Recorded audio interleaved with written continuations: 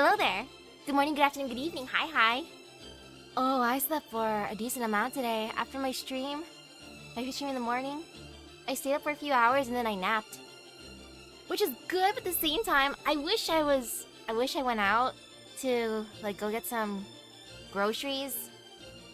Now tomorrow I'm just gonna be rushed to prep things for that potluck thing at work for Monday. But you know, it's fine. Sleep is important after all. But tonight we will go through the chocolate fight. This will be fun. Wee.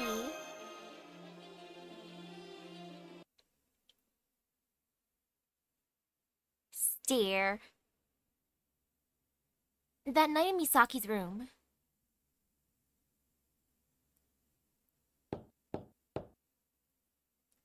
I wonder who that could be. Come in. Excuse me, senpai. I'm back in temporary reprieve from chocolate duty. But this chocolate battle is very heated, so I can't stay long. Got it. Heated, huh? I think I can guess how things are going. Got it.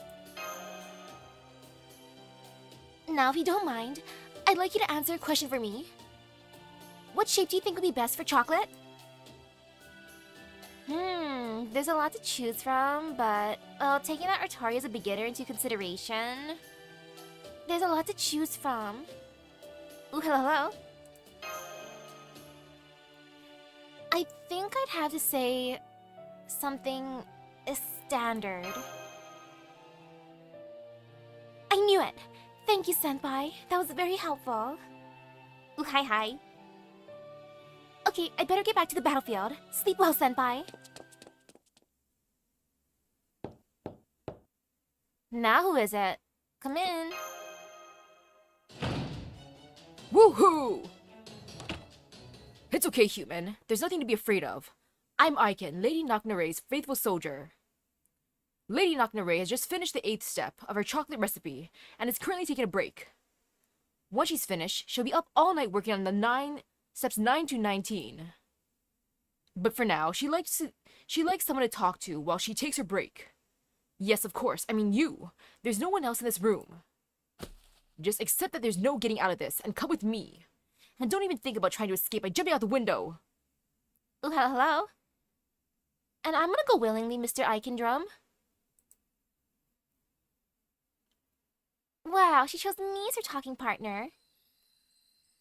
Needless to say, a fairy in Lady Naknare's position has many things to consider at all times, so this break she's taking is on a strictly need-to-know basis. There won't be any guards keeping watch. This is as far as I go too. Don't worry, Lady Naknare's hatred of humans may be famous, but she's still not as unreasonable as a night call. As long as you hold your breath, keep quiet, stay perfectly still, and never speak except to greet her, you might just make it out of there alive. Oh, well, I can do that. Alright, good night and good luck! Goodbye, sir. There you are. I didn't expect you to come. Have you been enjoying the Edinburgh nightscape? We may not be as fancy as Gloucester, but I like to think our main street is still a pretty sight. I was just waiting in my room so I'd be ready for tomorrow. Just a little bit on the way here. Oh, what am I saying? Of course you did. I can tell from the sparkle in your eyes. That's the look of someone who picked up a beautiful insect thread scarf before stopping by a cafe for a chocolate-infused cocktail. My Edinburgh really is the best, isn't it? Just look at how it's even entranced the foreign mage with his charms. But I digress. I invited you here for a very specific reason. Tell me about the outside world, what Morgan called proper human history. I don't care about it, of course, but as a queen of the Northern Fairies, I need to at least be familiar with it. Or are you so scared to be here without your companions that you can't even speak? Foreign mage or not, you're still just a weak little human after all. You could never be the one to make a call about whether to leak classified info to an enemy on your own. Okay, let me start with Chaldea. Blah blah blah blah blah blah blah blah history lesson. And that's about the long and short of it. Whoa, I didn't realize I've been talking for almost an hour. I am so sorry, girl. I was monologuing. Hang on. You covered all that stuff so eloquently that it was easy to follow along. I need you to stop here for a moment, though. I need to process all that. Okay, there's Chaldea, heroic spirits, lost belts, proper human history. Okay, I basically got it. Looks like there's not much point in thinking about this stuff now, is there? This is the kind of thing I can worry about after Morgan's been defeated, right? Nod. Exactly, there's no need to get into it now. That's fine then. Thanks for the valuable info. You have my gratitude, the gratitude of a queen. A good ruler does more than just wage war with their enemies, you know. They also need a plan to rule their nation after they've won. I know Britain isn't really surrounded by a sea of nothingness. There's actually a much larger world out there beyond the water. Of course, fairies typically hide in the woods and don't mesh well with the human world. But with the right motivation, there are a lot of ways to get around that. I can't believe there's still so much to do even after things are all wrapped up here. I can't wait to get started. Are you talking about invading other countries? Are you talking about expanding your chocolate factory? That's right. If there's another world that's rich in resources, I'll have to make another western island. And pay this. You call it North America, right? A little visit. I guess that means you and I will be enemies again when that happens. That should be fun. I should tell her that won't work, but I can't bring myself to. She really is like Maeve. I can't bring myself to tell her. There. You just made that face again. Just like the one you did when you made that weird comment about my chocolate fields. Why is that? Is there a version of me in your world too or something? Wait, on second thought, don't answer that. I really want to know about this other me, but if I find out now, it's going to make me throw a tantrum. Oh wow, she really is throwing a tantrum. Oh crap, now I really want to tell her. Phew, that was close, but I managed to preserve my queenly dignity. I don't think that's... Dignity, preserved, because if anyone saw that, I'd have them executed before they could tell anyone. I saw nothing, Your Majesty. Very good. A perfect response. Still, maybe I should at least ask you this. Let's say another version of me did exist in your world. In her final moments. Was she not betrayed by her lover? Did she remain a cold-blooded queen to the end? Of course. The cause you're fighting for aside, you are awesome. I see. Heh. Well, of course I was. There's no way I, of all people, would ever die of a broken heart. So, what kind of valiant warrior defeated me? They must have been a really strong fairy, right? Huh? Cheese? As in, the stuff you make from sheep's milk and eat with bread? Huh.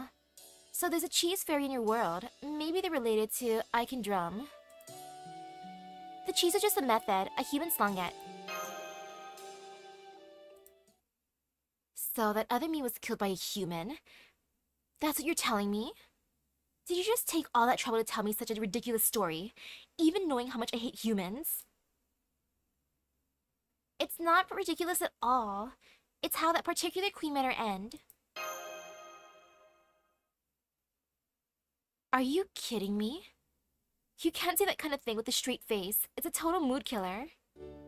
Then again, it was a human that was responsible for the last queen's downfall too.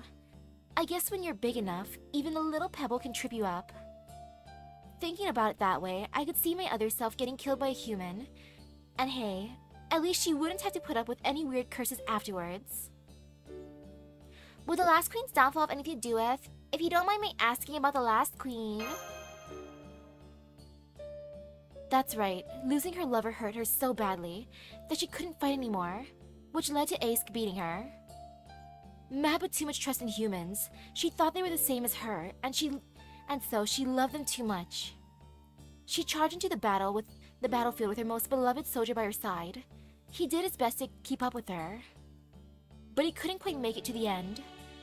Just when they'd won their final battle against the clans, Mab turned, intending to celebrate with him, only to see her beloved draw his final breath. It's no surprise, really. Of course, a mere human could never keep up with a fairy, let alone an A-ray like Mab. But he still promised to stay with her, and he broke that promise. That was his betrayal. That was when Mab lost the will to fight. The moment she realized how foolish she'd been, and how much that soldier had really loved her. Still, her broken heart was all healed up by the time the heir of the High Queen came around, and she soon set her sights on ruling all of Britain. Mab then retired after she built Edinburgh, and no new King Clan fairies were born for a long time. She left a hole for about 1500 years until I came along and filled it. I'm the second King Clan fairy ever. I inherited Mab's power, and am truly worthy of being queen. I am a truly great fairy. I hate humans because they are useless in war. I'm not going to make the same mistake Mab did. I'm going to defeat Morgan with my clan alone. That's why I don't need Artoria's Round Table army getting in my way. It's an eyesore at best. I'd make your peace soon if I were you. Once I win tomorrow's duel, all humans will be mine to do with as I please. And I'm going to put you all to work in my nice, safe chocolate factory with full benefits until the day you die. I'm not worried. Artoria's gonna win. Also, I'm into that job. Can I please apply? Besides, humans are as fragile as you think, Nocnare. Okay, break's over. I'd better get back to work. Enjoy your freedom while you can, Misaki. This is the last night you'll have it, after all. I'll enjoy it. What a long night. I better get to bed.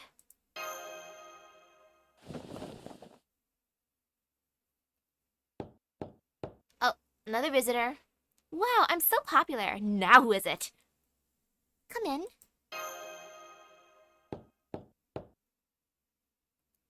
I'm getting a bad feeling about this. Maybe I should try opening the door slowly.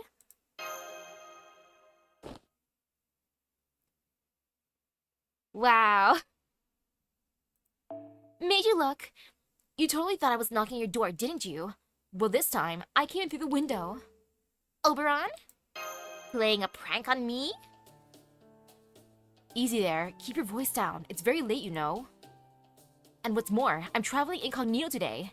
If anyone asks, I was never here, okay? Why incognito, you ask? Okay, it's partly because I got tired of being the Round Table Army's errand boy and ran off for a while. Really though, it's that the Fairy King never stays in one place for too long. And the real reason is that I was worried about you guys. I mean, we're all friends now, right? Of course I'm gonna worry about you. So on that note, I hope you don't mind that I'm here. So good evening, Misaki. Congratulations on ringing the 4th bell. We could hear it all the way back in Londinium. The Round Table Army's morale has never been higher. Percival's made a seat at the table for any Fan Clan fairies who want to come over from Oxford. Garrett's been having a great time in Londinium with the kids. They just finished tilling a new field, in fact. Spriggan seems to be up to something, which worries me, I admit. But all in all, the South has been relatively stable so far. Of course, whether it stays that way is all up to you guys. You're here to talk to Nocnare, right? I've been hearing rumors about tomorrow's Mab match all throughout the city. If Nocnare joins forces with the Child of Prophecy, that'd be a huge boost to our chances against Camelot.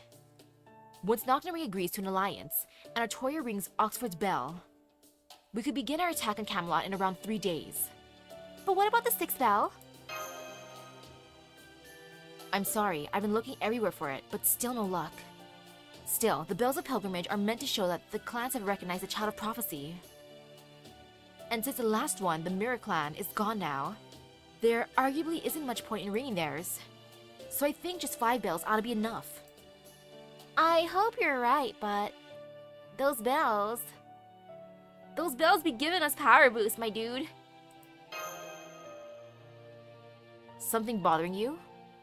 Artoria's been getting more stressed with every bell she rings. I see.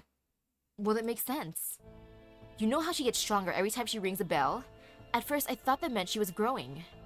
But I've realized that it's actually more unlocking her latent power. I think the Fairy of Paradise is probably born with her true power essentially bound. And the bells of pilgrimage are a means to break those bonds. They probably also restore the knowledge and memories she's always had, but were locked away all this time. Every time Artoria rings a bell, she learns more about her duty and her destiny. Now that she's rung 4 of them, she's probably a completely different person from who she was when we met her in the Nameless Woods. How so? By now, she must have a much stronger sense of duty, and I'm sure her priorities must have shifted a lot too.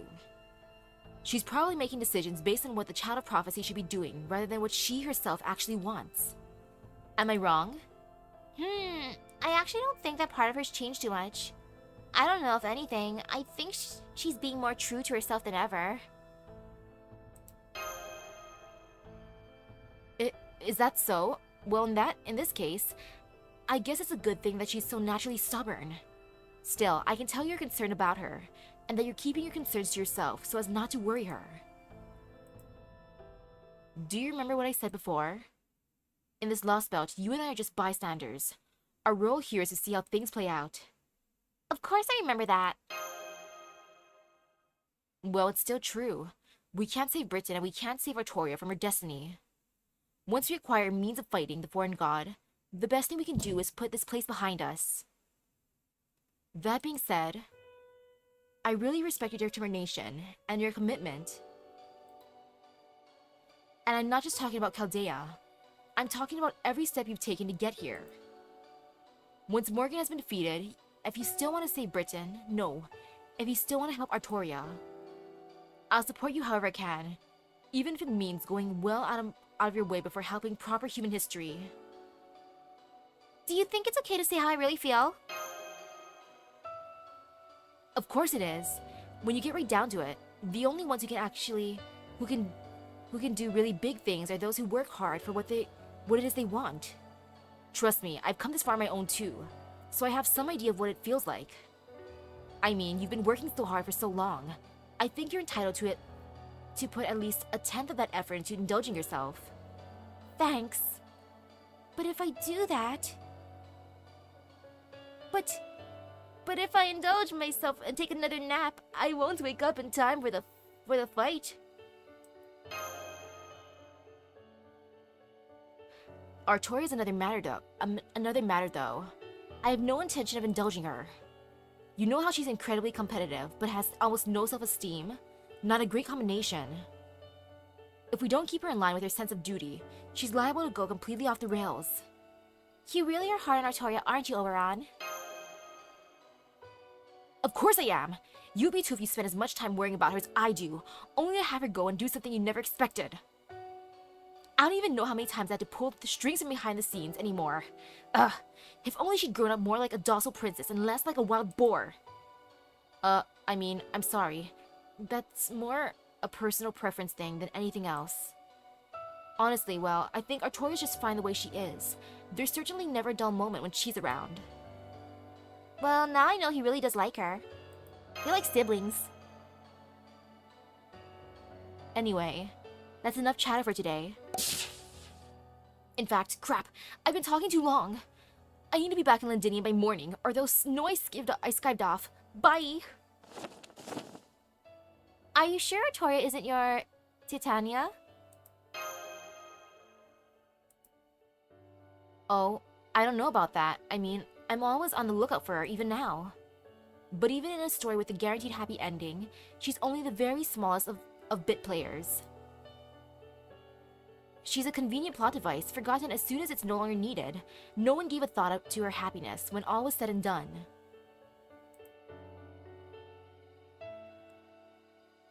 Ooh. Only a Titania could ever hope to love obstinate Oberon. As long as they can accept Oberon for who he is, they can represent his Titania. True. Like, if that's the case, yeah. But that's the life of a side character.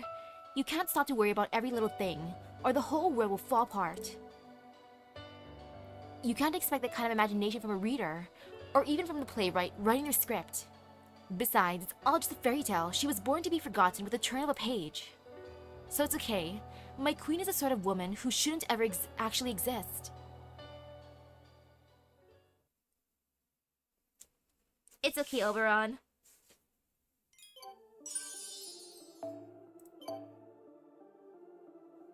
Though dang, Titania sounds like goals then. She sounds wonderful.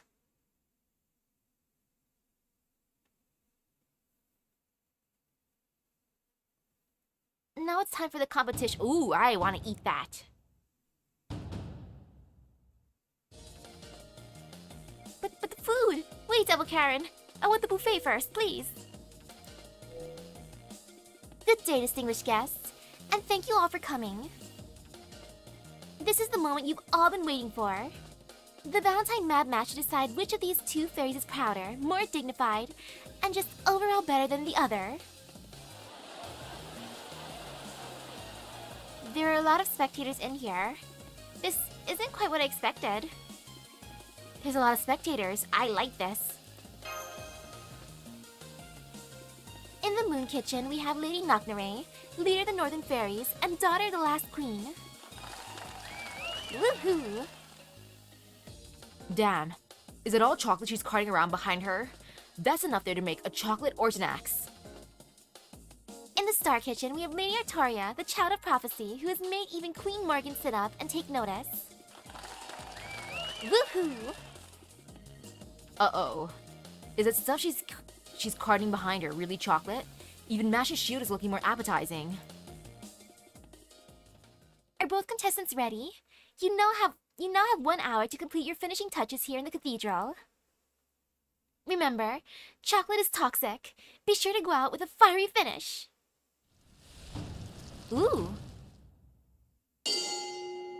I like this. There they go. Go on, Star Kitchen, you can do this. Please direct your attention to Lady Knocknare in the Moon Kitchen. As you can see, she is both calm and unhurried, even as she remains constantly in motion. A sure sign of someone with the eyes on the prize. When I stopped by her kitchen this morning for a comment, she said, and I quote, "My chocolate isn't merely a delicacy, it's art designed to melt your very soul." And looking at how it's coming along now, I believe it. I only wish all of you in the mezzanine could see this too. We can't even see from the ground floor. Don't you have any screens around here? Unfortunately, only those in the box seats can see the action unfold for themselves. If that interests you, you can always reserve one for the next Mad Match for 60,000 more pounds. 10 times the price of the mezzanine seats, Sounds fair. Next, please direct your attention to Lady Artoria and her dazzling collaboration with her assistant in the Star Kitchen. Is that a cake? I've never seen such wonderfully intricate decorations on one before. Her assistant is practically glowing with magical energy. I mean, sheer concentration. In the midst of all this chaos, she's adding details down to the millimeter. What an absolute madwoman! We may have a dark horse on our hands. Word in the street is that Lady Knocknare was a shoo-in to win, but at this stage, it looks like the odds may actually be favoring the star.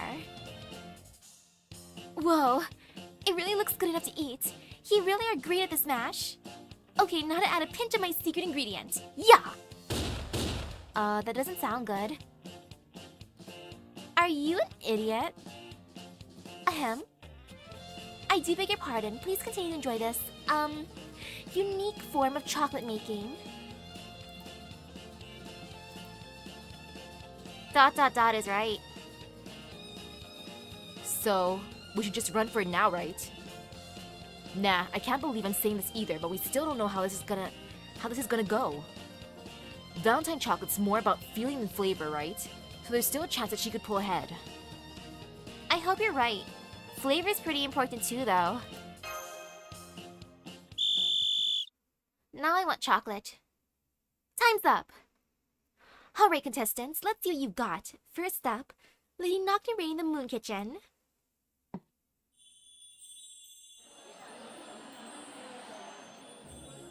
Magnificent! Truly magnificent! The sheer artistry and technical skill on display is a sight to behold. This chocolate Edinburgh castle with a special 19-layer coating perfectly captures the dignity of a queen. If ever there was a chocolate to take its recipient's breath away, this is it. Though I think actually receiving this could be a bit too much in more ways than one. Heh. It's all true, of course, but there's no need to be that effusive with your praise. I couldn't have done this without my capable assistant, Icon Drum. Thank you, Lady Nocturne. Now, it's time to see what Lady Artoria's made in the Star Kitchen. I can't imagine why you made such a bold choice for your chocolate, but let's see it anyway.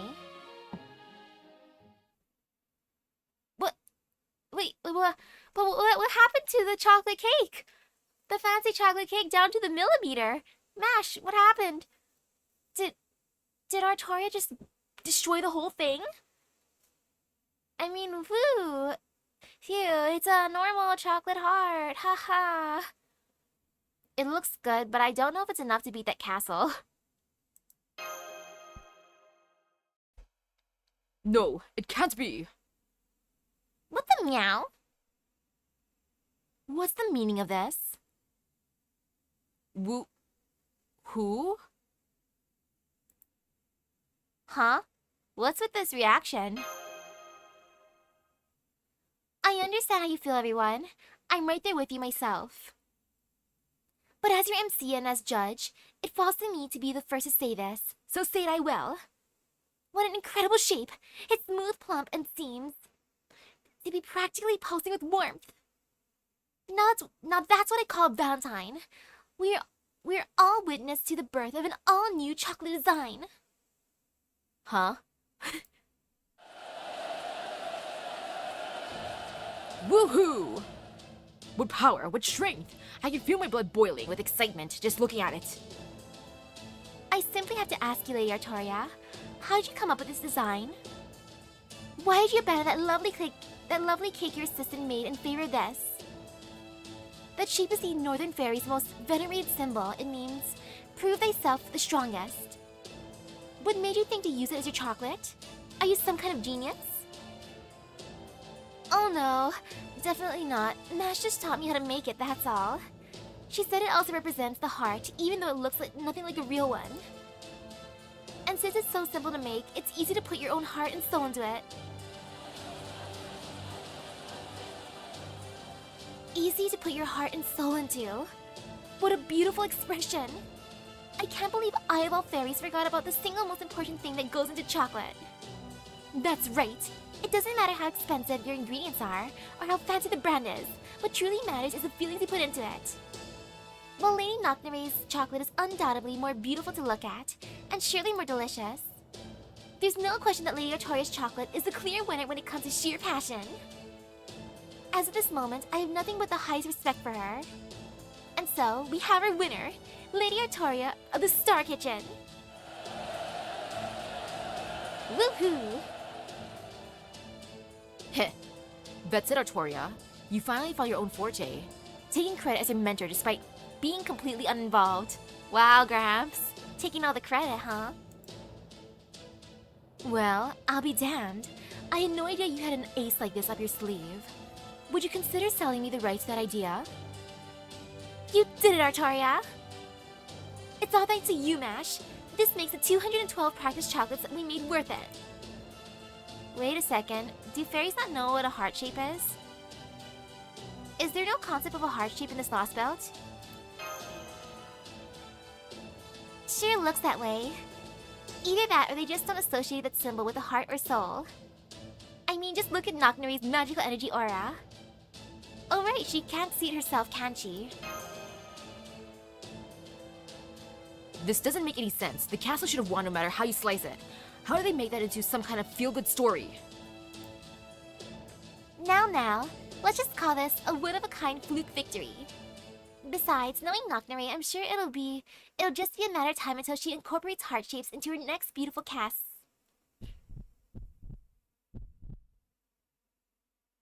Hmm? Here, Toria. How come your chocolate looks like it's pounding?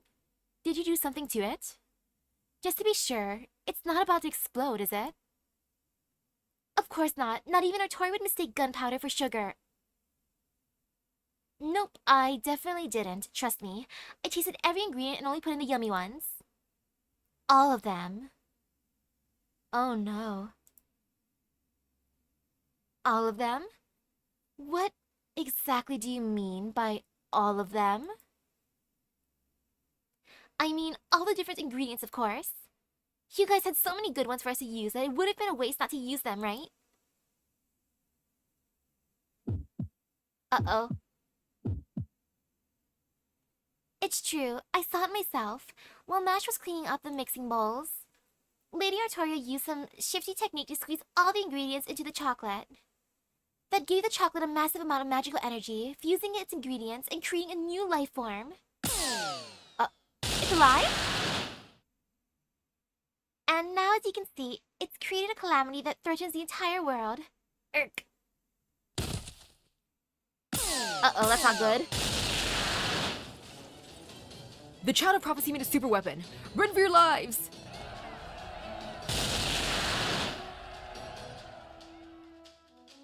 Ha! It's damaging my cathedral, and it's turning my fairies into chocolate. What in the world were you thinking? You can't just mix in anything and everything. Let me guess, you're the kind of fairy who thinks anything that takes 10 minutes at low heat to cook can also be cooked in 2 minutes at high heat, aren't you? Nods. Master, we need a fight to preserve Artoria's honor. I mean, to cover up the evidence, some hearts just can't be saved. I hate to destroy it, but we have no choice. Nice turn of phrase there, Mash. Please don't beat it up too badly. I promise, it should be really yummy. I will defeat it by eating it. Yes, indeed. I did not expect it to turn into sentient chocolate. But of course, expect the unexpected after all.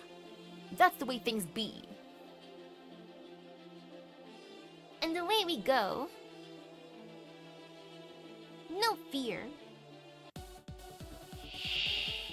我は魔王信長経典を超え返上せし神仏主上の仇なり Misbegotten monstrosity. Oh, what a title for the chocolate.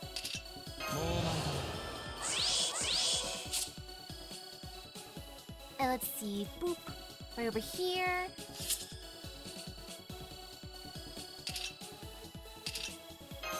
Actually, no, I'm not gonna use that one. Just, you know what? I'll use it.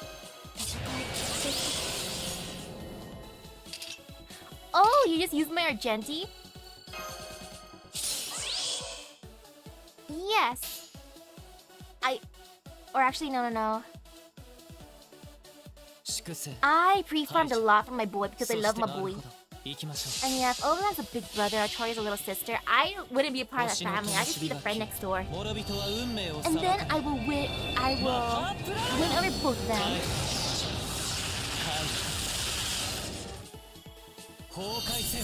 And uh-oh.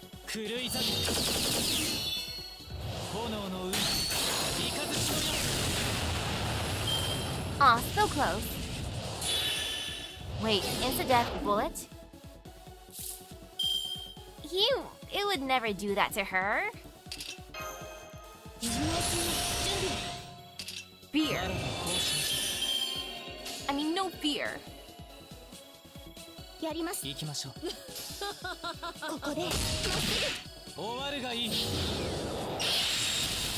I'm happy for my Argenti. I hope I can get another copy of him.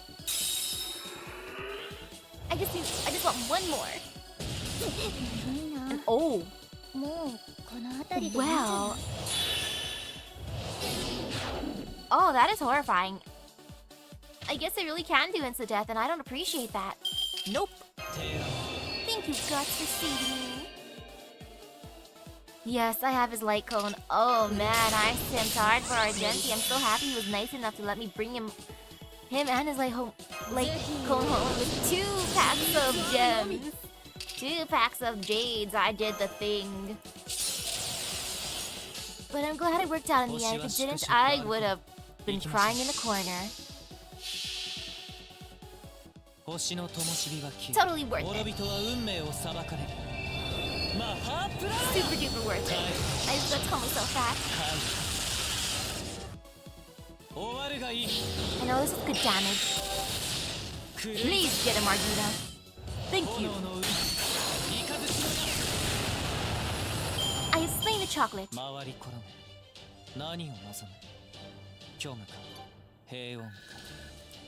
I fear for Ruan Mei's banner. I'm hoping she's nice to me. Because I love her too. Why does it have to be so many good back-to-back banners? Nocturne, look out! Not even you can hit a... I mean, not even you can take a hit from those instant death shots. Look out! Huh? Nocturne?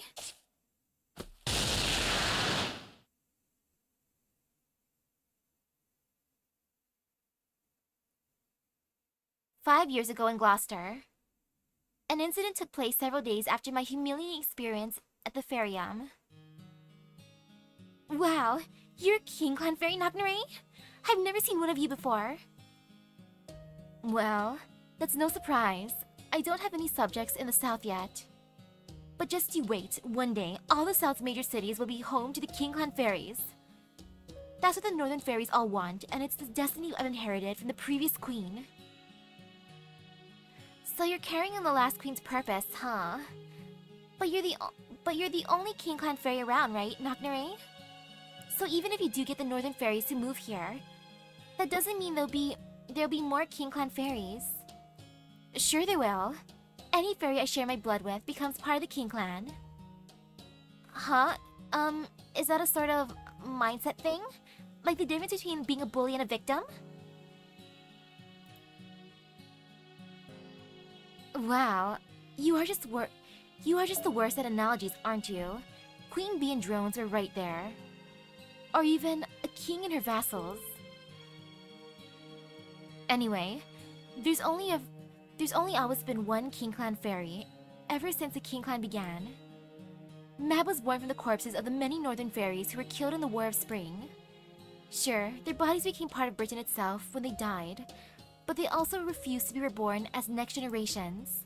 Well, it was more like, since there was no land where they would have been born, they would have just died and been born again right away. So rather than subjecting themselves to the cycle like that, they decided to pour all themselves into a single king. That king was Mab, the Great Fairy. She was kind of like the Northern Fairies' version of Queen Morgan. Mab was all the Northern Fairies combined into a single fairy. Her rules focused on control and prosperity. That allowed her to share power with anyone who swore loyalty to her. So she did just that with the fairies who sought her out, and created a place for them all to live on the Western Island. Of course, creating the whole island took a lot out of her, so she was pretty weak by the time it was done. It just goes to show you never know what life has in store. If Mab hadn't grown weak, she would never have taken on the bodyguard, who eventually became her spouse. A spouse? And let me tell you, they could barely keep their hands off each other. It was like a never-ending spring. And that's why you should always avoid spring. Stick to autumn and winter. At any rate, anyone who swears loyalty to the King Clan gets to share in their power. That means any fairy who's given some of my blood becomes part of the King Clan for as long as they remain loyal. As the Queen Bee, I have my drones show their loyalty by performing labor, and the drones in turn get my power for themselves. So the more northern fairies I bring together under my command, the more the King Clan grows in number. I see. So when you share your power, does the power eventually come back to you? No, it doesn't. That's the one big downside to this system. I don't lend them my power, I give it to them. So the more King Clan fairies I make, the weaker I become. But obviously, that wouldn't be sustainable, right? So of course Mab thought of a solution. She expanded her Fey domain to encompass all of Britain, and made a new rule to go along with it. As long as her subjects remain part of the King Clan, the clan's combined power shall be her power as well. So even though she was pretty poor after doling out money to all of her subjects, she hadn't actually lost anything, since the whole kingdom belonged to her. She's chose to empower her nation rather than herself. I think she was really onto something. A nation can't grow by the hand of one person alone, on one set of values. You need many working together to make it as rich and beautiful as it can be. Gloucester here might be a little, twisted, but it's still a prime example of what I'm talking about. That's why my duty is to claim Camelot's throne for myself and unify all of Britain. It would have been a lot easier if Morgan had named me her successor, but instead she chose Tristan, right? So as long as that whack job's around, what choice do I have but to take it by force? I couldn't believe my ears. She talked about seizing Camelot's throne with the same nonchalance as someone talking about going out for a walk. As far as I'm concerned, she was already a great queen at that point. Even as she talked about what the last queen wanted, she still chose to be her successor. She spoke of her ambitions greedily, selfishly, and without a hint of shame or concern as to what anyone else might think. That's the Knocknarea I knew, the most hard-working fairy in all of Britain. That's one hell of a purpose, but are you sure it's okay to tell me that? I mean, you're talking about revolting against the queen, right? Oh? Are you going to report me? Could you even do that if you wanted to? Especially when you're pathetically radiating death to all the clan's energy yourself. Am I? You are. I know I'm something else, but you're pretty impressive in your own right, you know that. You see yourself as being apart from every other fairy out there, right? Hell, everything about you is out of the ordinary. I'm not talking about the kind of lower class and upper class distinctions that Morgan chose. No, in your case, it feels more like you're an entirely different kind of being altogether. Basically, you're looking down at every fairy in Britain. Are you nuts? I'm the one who's looked down upon. That's it. That's a spirit. Being reasonable is all well and good, but pieces of you will die if you take it too far, like I did. Huh? Are you saying that you're dead on the inside, Knocknarea? Even though you're so, well, brazen? Oh wait, I get it. It's the other way around. You're brazen because you're dead, like the Darlington zombie incident. Don't be ridiculous. Ow, stop that. There's no need for violence. That was just an example. Or rather, that all happened a long time ago. I saw you apologizing to that fairy you were with in the hall earlier. Was that your village's leader or something? No, forget that. It doesn't matter. The point is, you kept apologizing, saying you were so sorry you're so weak, and promising to try your best next time, right? Well, cut it out. At least when I'm within earshot. Hearing that crap really pisses me off. What's wrong with being weak? Who gets hurt if you can't do it? And same. That zombie incident sounds fun. Or at least entertaining to watch. You're the only one who's going to get upset about you being weak. And it's not the other fairies who'll be doing their best next time. Of course it's natural to have regrets over failures, mistakes, overeating, and so on. But never ever apologize just for being weak. There's no greater waste of time. And just so you know, I'm not telling you this because I feel sorry for you. I'm mad because apologizing for your weakness doesn't help anyone, least of all yourself.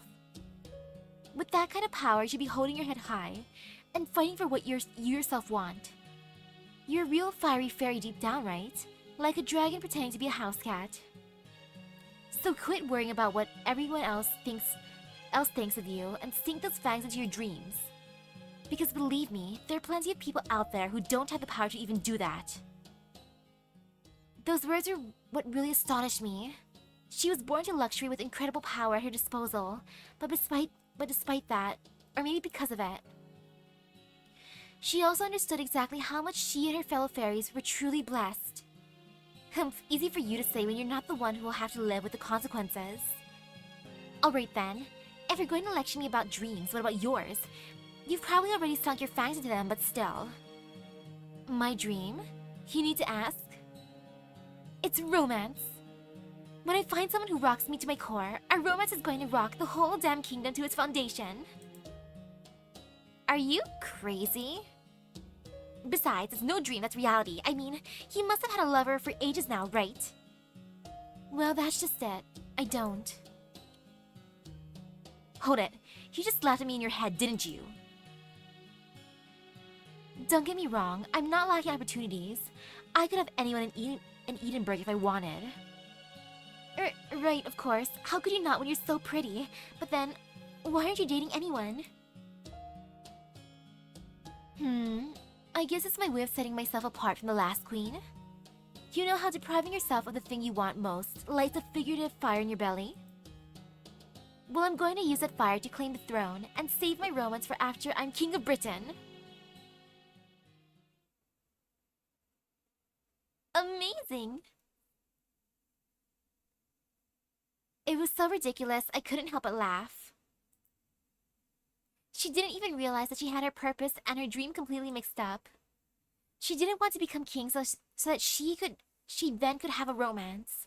She just wanted the romance and felt like she had to get her predecessor's wish out of the way by becoming king to do it. What's so funny? What's your dream then, huh? Is it that much better than mine? I guess mine's not too far off. I want to try walking around the city as an upper-class fairy. I want to be proud and stylish like you are. I can only imagine how great that must feel. I remember thinking I wouldn't mind having her for a rival. I'd have to go without a lot of things in my life, but at least in terms of someone to compete with, it looks like I got everything I could have asked for. You idiot. This isn't pride, this is fashion. I don't mind helping you with that side of things, but that's not what a real dream is. Anyway, first, we need to see who can put down the burdens we're carrying the soonest. Should we see who gets there first? That night, I took in the same night sky as my incredible friend, a fairy who spoke of her dreams with pride and nobility. That's so wholesome! I thought I sealed that horrid memory away. Oh good, you're awake. Looks like you got a small concussion. Oh good, you're awake. Why are you all looking at me like that? Did I miss out on something fun or... That's right, I remember now. I took a direct take from the chocolate. How dare that thing revolt against its creator? Come on everyone, let's smash that thing and eat it up like the sweet treat it was supposed to be. I guess you really were just knocked out for a bit. Have pleasant dreams since it seems you were all up all night. No, I didn't. And I wasn't up all night either. I slept great if you must know. Now, do you give in or what? Yes, I give in. You won the mad match fair and square. Lucky for you, the judge made a decision before all the spectators ran for their lives. As promised, I'll let the Child of Prophecy command my forces, and I'll go along with whatever you tell me to. I look forward to seeing what you're capable of. Huh? Are you feeling okay, Nocnare? Did you eat something that didn't agree with you? She's talking about the Alliance. I think we all came close to eating something we shouldn't have. Hey, Misaki? Do you ever think you might be giving Artoria too long a leash? At least stop feeding her pies after midnight, okay? She needs all the brain power she can get, and those things clearly aren't doing her any favors. Hey, what's wrong with a midnight snack? Artoria? I think Nocnare is talking about your alliance. Oh, right. Still, are you sure you're sure about this? I mean, given what a horrible mess this turned out to be, it doesn't really feel like I won. Oh, good. So you do see what the mess this was. I'm glad to know you still have some semblance of a rational thought left in that thick skull. Anyway, while it's obvious I would win a rematch, we don't have any more time to waste. Especially since the Queen's probably known you were in Edinburgh since last night. And when she realizes we're teaming up, she's going to assemble all her forces scattered in Camelot. So we need to take her down before that happens. Are you ready to do this, Artoria? You need to hurry back to the south, right? You need to hurry back to the south, ring Oxford's bell, then bring the Round Table Army and any other troops you can gather to my camp. In the meantime, I'll have my forces march to Camelot's main gate. But I thought you said you never joined forces with the Round Table Army? I just don't want to see them die in front of me. I can't ensure their safety since they can't join my clan.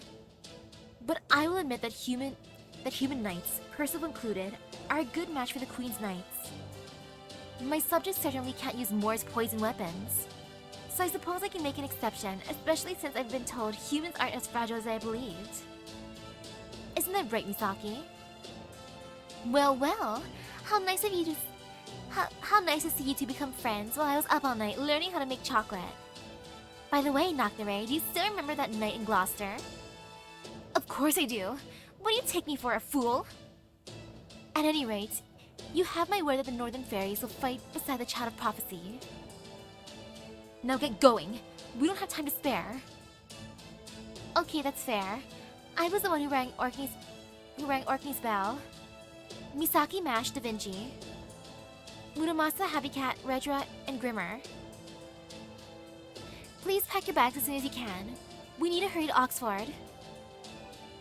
No, I'm gonna stay put here. You'll need someone to coordinate communications between you and the North, right? Besides, it looks like these guys don't have a mage of their own, so I'm gonna teach them some basics they'll need to know when going up against Morgan. You will? Well, as long as you can be useful, that's fine with me. Don't you worry. I'm going to inscribe runes on as many of your soldiers' shields as I can. Morgan's spells pack a serious wallop, so we gotta make sure they can at least take one hit from them. Okay. I'll make you my official court mage. A tactician then. This is great. Now I'm really starting to feel like a queen. Well, see you later, Artoria, Misaki. I would have liked to show you around Edinburgh, but that'll have to wait until another day. Next time we meet, it'll be on the battlefield. Let's make sure we're both dressed to kill. Sound good? What a nice end to the chocolate competition.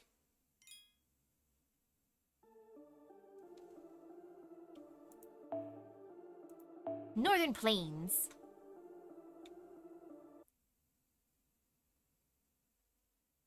Goodbye, Edinburgh. Walking, walking, walking, or riding in a carriage. Phew, it was a lot of work getting here, but we finally have lots of good news to share. I can't wait to see the look on Percival's face when I tell him that Knocknary agreed to do what we say. Yep, but first to Oxford. I liked being in Edinburgh. Edinburgh is fun. I would not mind working for Knocknary. I want them good benefits. Well, look at you giggling like a schoolgirl. Really enjoyed your match with Knocknary, huh? Huh? Yeah, I guess so. Plus, maybe it's because I stayed up all night, but I didn't have any weird dreams. Still, now that I think about it, I have been enjoying myself a lot.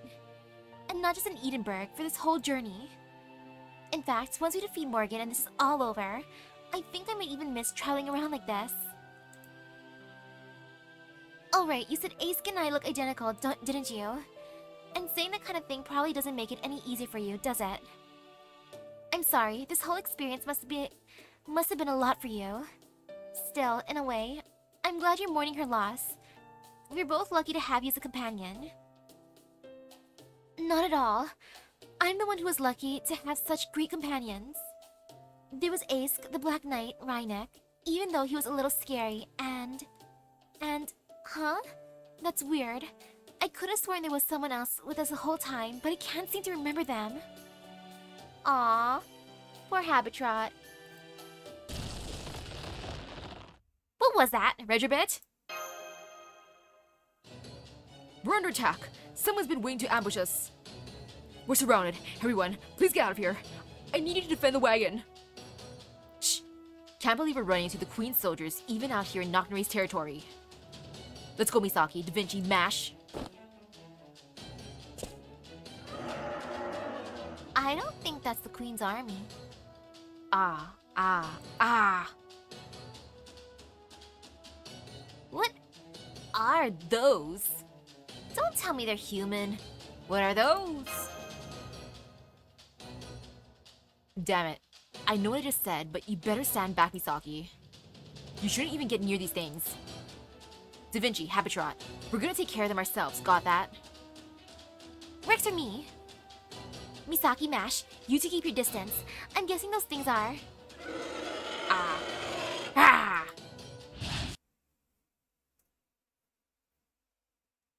I want to punch it. But I'll be good if Da Vinci says so. I won't touch the thing. No matter how tempted I am to punch it. Okay, that's how it works. With a question marks. No fear. Yeah, this is fine. If only I could use my boost from afar, but no, I can't do the thing. I'll wheel. Ooh, that's good. That is very good, Gramps. Please, Gramps. Save us. For you, Gramps. What are you again, Gramps? Nah. Actually, maybe. Debatable.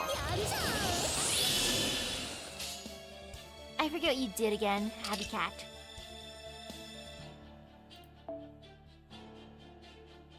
I want to focus on raising Grandpa's gauge afterwards. Go get him, Gramps. そこに至るはあまたの研鑽気づきに気づいた刀使い八重垣作るは戦時の刃知ったら成仏していきな Oh, that was super good. Poor Gramps. He's just being bullied now.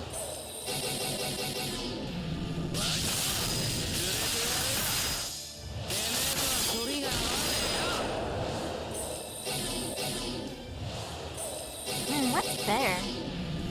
Story Habitrot, Double Phantasm, or a summonable one?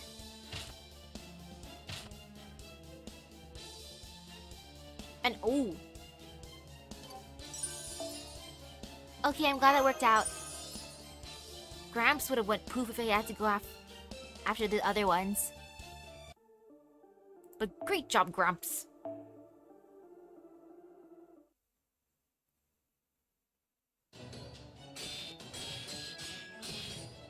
This way, Master. We should get away from the wagon for now.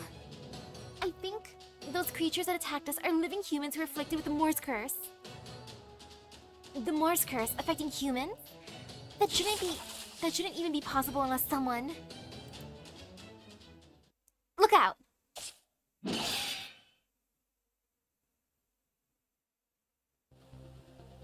Oh, she's here. Ah, wow, that was amazing. You deflected my magecraft yet again. How did you do it? How did you know what I was up to? Why are you the only ones running away after all the trouble I went through to scatter all that humans trash around? Tamlin Tristan? Balan Sith? Tamlin Tristan? Yes, that's right. I'm Mother's only daughter. The only fairy in all of Fairy Britain to inherit her magecraft. Which is why...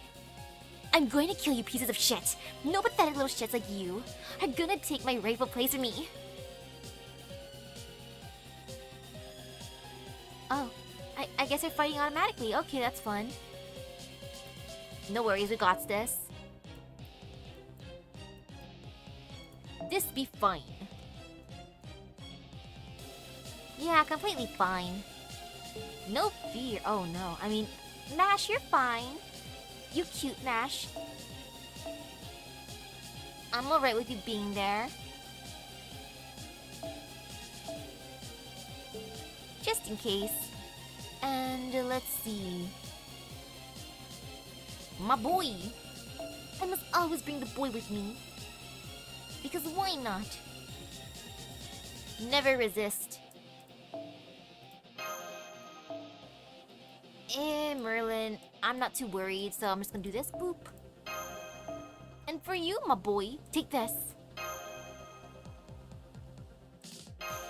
Alrighty, should be fine. Hoo hoo hoo.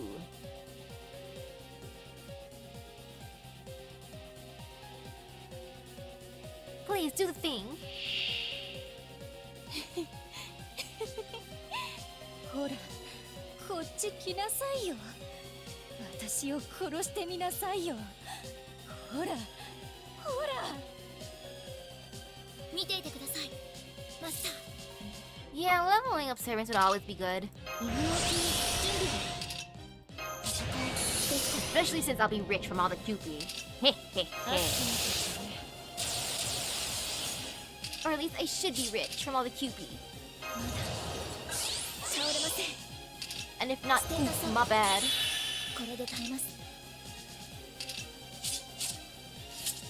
Let's see how much I can break her with this. それももちろん分かったよ。 Wee! 呼び起こす星の息吹。人と共に歩む。ゆえにエヌマ・エリシュ。やめてやめてやめて。 Oh, that was pretty good. If I had all Inkity cards, Inkity probably could have been things. what the どう Wow, look at all those buffs. Amazing much wow. 神明そうだ的確な以上。 Please bonk her. 私は最悪のそれは全ての傷全ての怨恨を癒す我らが故郷権限せよロードキャメロット。 Oh, that's definitely gonna be a good master mission. 連れてぐちゃぐちゃにほら I'm just gonna save her Noble Phantasm until the next turn so the charge can be filled up. 分かったよ的確に行こう負けないぞ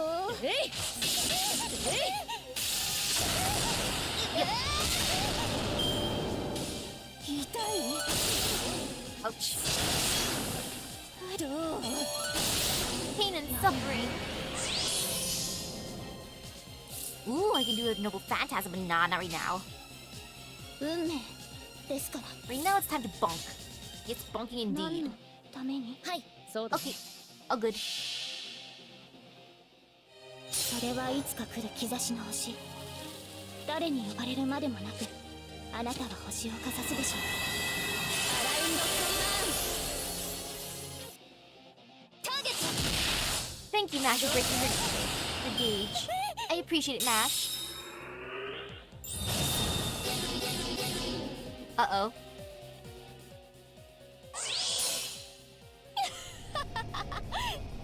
ねえ悔しい悔しい私みたいな雑魚に殺されるのってどんな気持ちまあどうでもいいか Oh, I am so happy I saved that. Especially since she went after Enkidu. ほら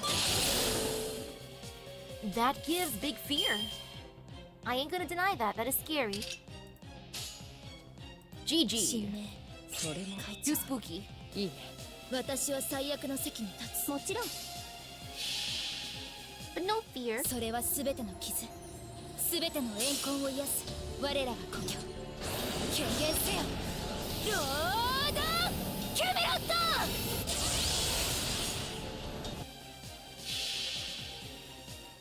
呼び起こす星の息吹人と共に歩むゆえにエヌマ・エリシュ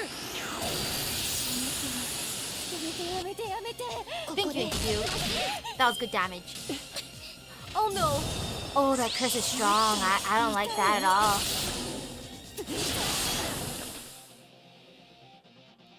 Oh yeah, that's a pain. I do not appreciate that curse. どこを切り That's a 落と bad そうか curse.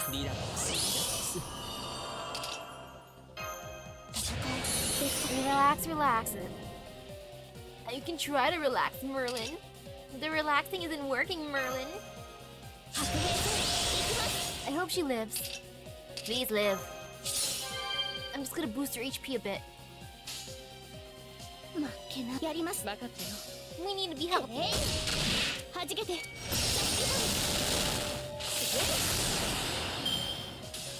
ほらお前だ Ouch. 痛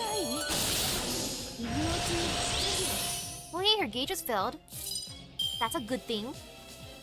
Very, very good thing. And I might as well do this. Yay! ですからご要望とあらば Raising gauge is good. あれはいつか見た終わりの星。どれほど遠く汚れても私は星を探すのです。さあ幕を開けてアラウンドカリバーン。切り込む Okay, good. Their gauges are full. ほら The sure hit level phantasm is gonna hurt a bit, but it's okay. 迫力でいきます。 Yeah, should be okay. 熱くなって No fear. 君に全チップをかけよう頼むぞ Just for the funsies, I'll use さて this. タウンキングオーバーハッピ I ー do エンド wish の I had more 話を Enkidu しよう cards. いい分かったよ The one regret. 星の宇宙に物見の楽園の端から君に聞かせよう罪なき者のに通るがいいガーデン・オブ・アバロン呼び起こす星の息吹人と共に歩むゆえにエヌマ・エリシュやめてやめてやめて。 Oh, good job, Enkidu. ありがとうございます。皆さんのおかげです。 Phew. Enkidu is such a good Enkidu.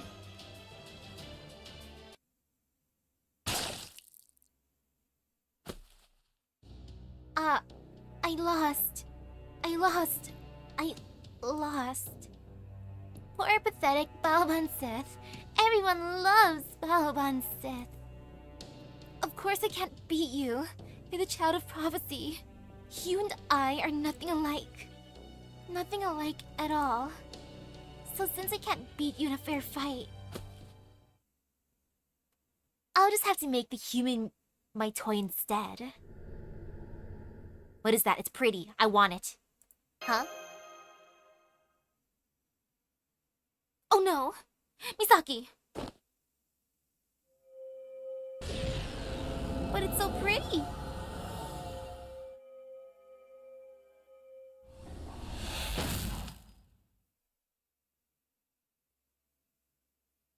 Huh? Where did Senpai Notoria go? He... Ah, that was perfect. Now that's one hell of a bonus. I knew the Child of Prophecy would dodge that, so I was going to trap just a human to have some fun with her. But then she walked right into it herself. What a dumbass. But hey, they're both trash anyway, so what better place for them than a dumpster? Then, they're in the jar. Oh no, not the jar. Is it kind of like the jar we put a certain Sasi Onmyoji in during summer? What was that? Are you trying to avenge Bogart or something? Ha! As if I'd ever fight you again, idiot. Mirror, oh mirror, show me my reflection. Sucks to be all brown and no brains, doesn't it? The Child of Prophecy and the Foreign Major finished. Britain belongs to Mother and no one else, damn it. Aw, she's going to be so happy with me. Wait, stop. Get back here, Tristan.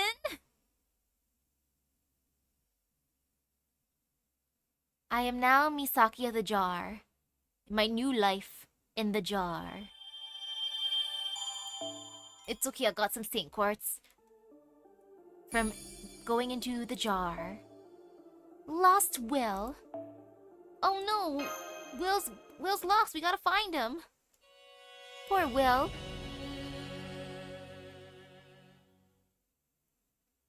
Will, where are you?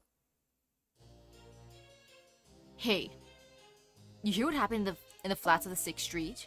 They say none of the fairies who lived there ever came back. So Lady Tristan's at it again, huh? I swear, you can't relax for a second in the city. I didn't like how they were laughing. I didn't like how they were quiet. You just can't win with her. Why in the world did the Queen bring a fairy like that here? You said it. Camelot would be a damn utopia if it wasn't for killing fairies left and right. Damn it. One of these days, I hope someone puts that demented brat in her place. I'll say this for Salisbury. Lady Aurora would have imprisoned a fairy like Tristan long ago. Tamlin Tristan? Surely you're joking now. Who could ever respect a repugnant little brat? The High Queen's daughter, please. She's the only one who takes that seriously. Has High Queen Morgan ever said one kind thing to her? She's just a pig walking its hind legs in a fancy dress. She wouldn't know culture or dignity if it jumped up and bit her. Oh yes, the most beloved daughter, that one is. Did you know Tristan destroyed the entire city of Cambridge? I must say, it reflects incredibly poorly on the High Queen that she permits so toxic a creature to continue doing as she pleases. I mean, I'm not saying I believe that myself, but I've often heard it said. I can only hope Her Majesty comes to her senses soon.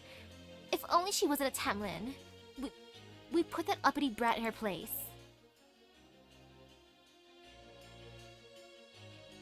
New Darlington's done for. You can't even call it a city at this point. Anyone trying to escape from there is sent to the underground prison, and the only ones moving to New Darlington are criminals. There's not a single decent fairy left in that place. You know they kill at least one a night after their slaughterhouse theater. And the whole reason the city of Preston defected to the Knocknare's King clan is because of the so-called football tournament Tristan held there in it. First, New Darlington tricked teams from all the major cities into coming there. Then they executed all the teams that lost, and finally Preston after they'd won. Yikes. Debauchery is one thing, but that is just absurd. It would be one thing if she had real skill like Lady Lancelot and Lady Gawain. But that brat's got no more magical energy than a typical lower-class fairy. If she weren't gifted with Sir Tristan's name, she'd be a third-rate fairy at best. No, even with his name, she's still third-rate. Without Her Majesty's protection, she'd be no match at all for knights like us. Just goes to show that the smallest dogs bark the loudest. If she weren't Her Majesty's daughter, every fairy in Camelot would be out to put that yappy bitch down for good. Oof, they really don't like her. Shut up. Shut up, shut up. They're the ones who keep yapping. It doesn't matter what those peons say. I'm still the queen's daughter. Mother taught me magecraft. She gave me clothes. She gifted me a name. She gave me New Darlington and said I could play with it however I liked. That means I'm supposed to kill any fairy who annoys me, right?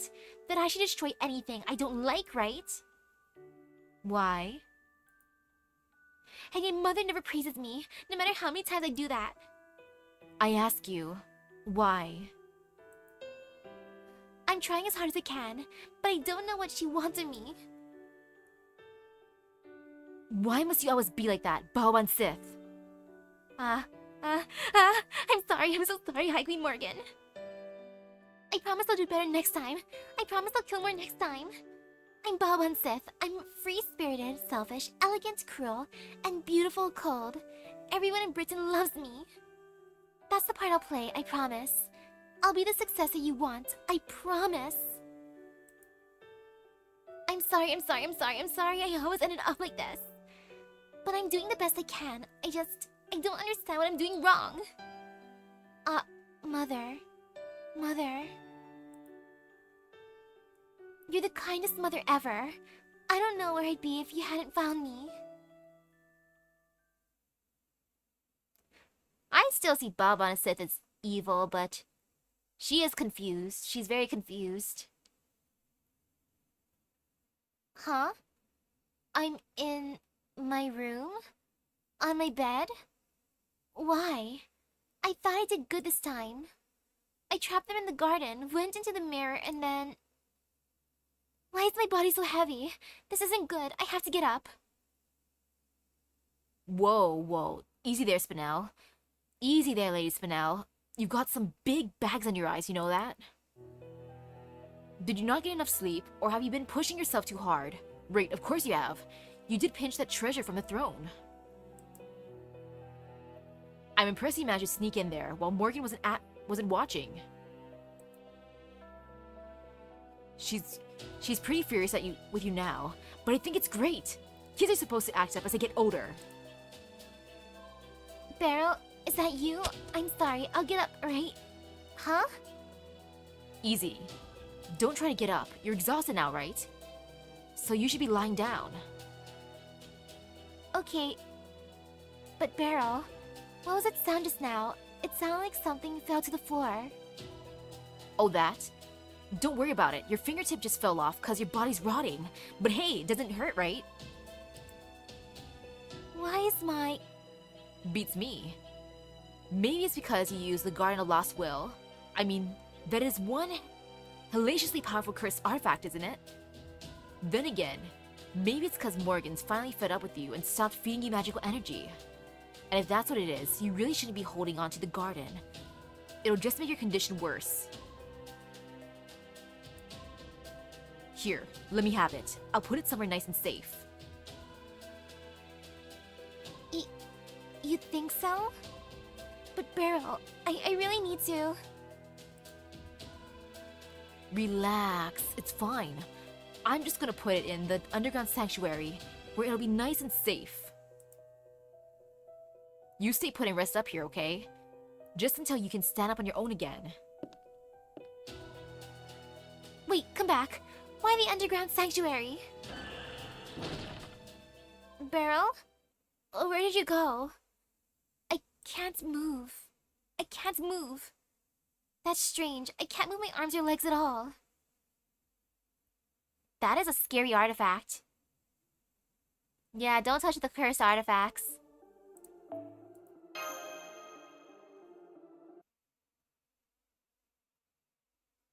I want to see the underground sanctuary. Artaria in the Garden of Lost Will.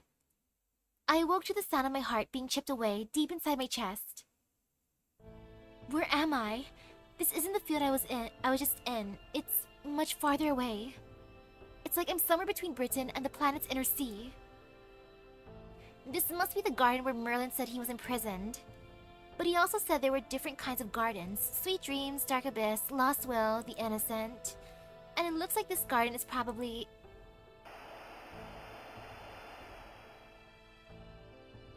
I knew it. This is the Garden of Lost Will. A cold and unforgiving garden that whittles away the hearts of its visitors by stripping away their delusions and torturing them with self-loathing. Ouch. Merlin did say that you can leave this garden if you can hold out until the end.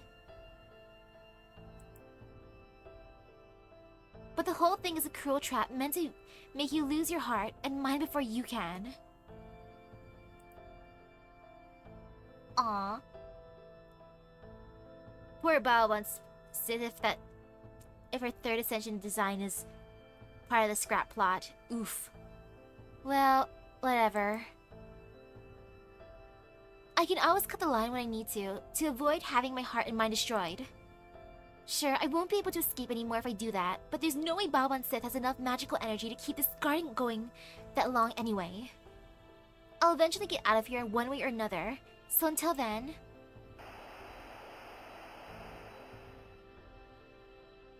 I just have to contend with a bunch of things I'd rather not.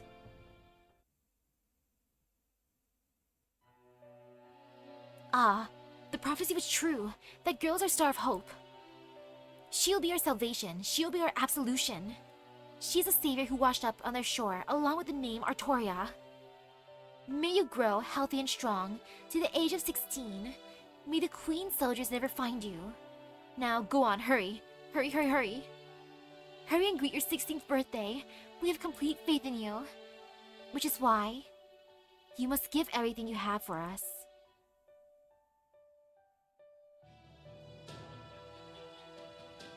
Caster, I brought you a new book. It's about etiquette for upper-class fairies. You should study it now so that you'll be ready when you leave for the castle one day. Let's see, do you mind if I put the table here? It won't leave you much room in the stable, but you'll just have to make do. By the way, have your fate markings grown yet? You'll be 16 years old in only 2 more years, you know. I'm getting a little worried. Your journey is going to be hard enough as it is. I see you're working hard again today, Caster. You are so diligent, dedicated, and innocent. You play just as hard as you study, and you always find whatever it is the village needs at any given moment. The other fairies could learn a thing or two from you. Just seeing you in action fills us with hope. Still, I'm afraid it's going to be difficult to pay this year's tax. We've already sold most of the jewelry you were wearing when your boat washed up here, along with the rest of the treasure it carried. Some of the fairies are even starting to wonder if you really are the child of prophecy. What are we going to do? We'll be lucky if we even survive the winter. Why must you be so terribly weak and useless?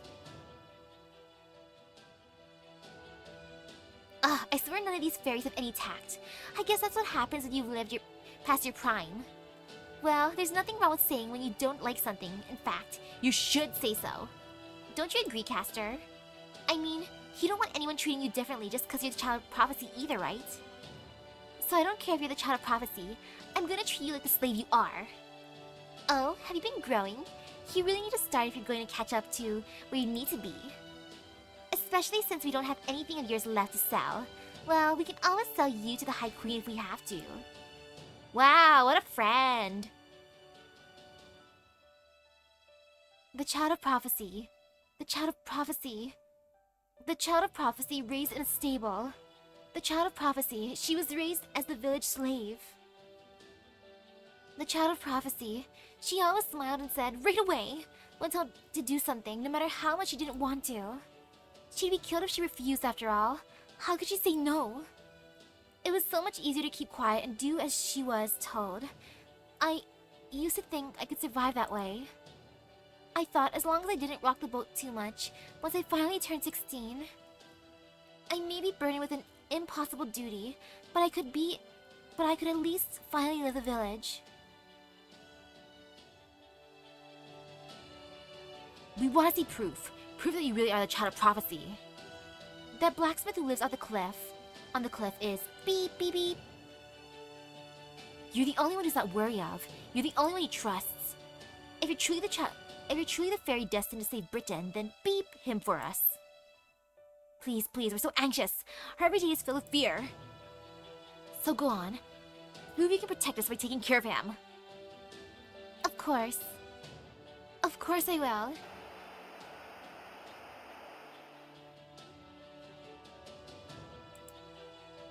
Right.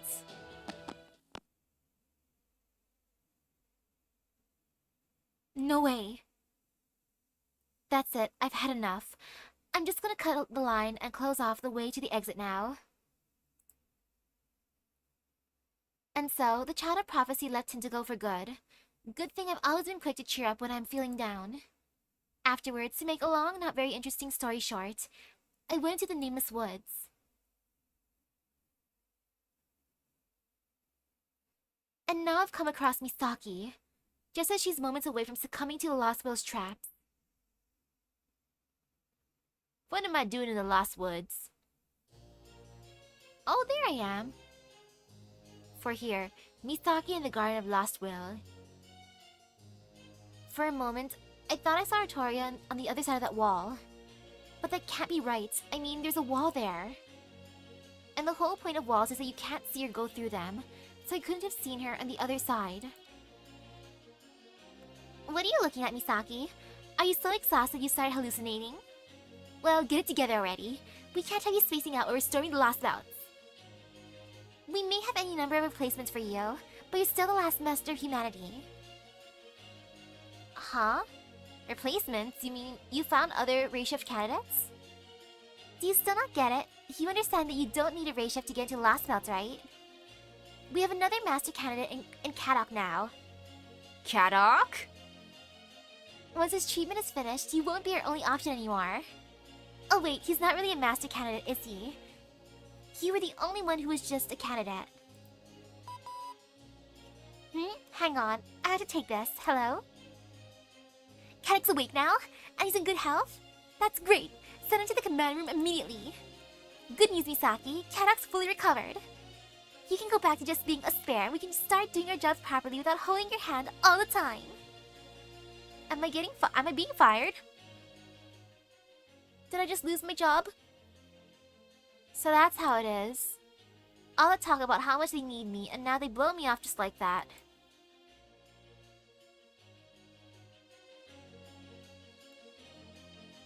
Hey Misaki, what do you think you're doing here?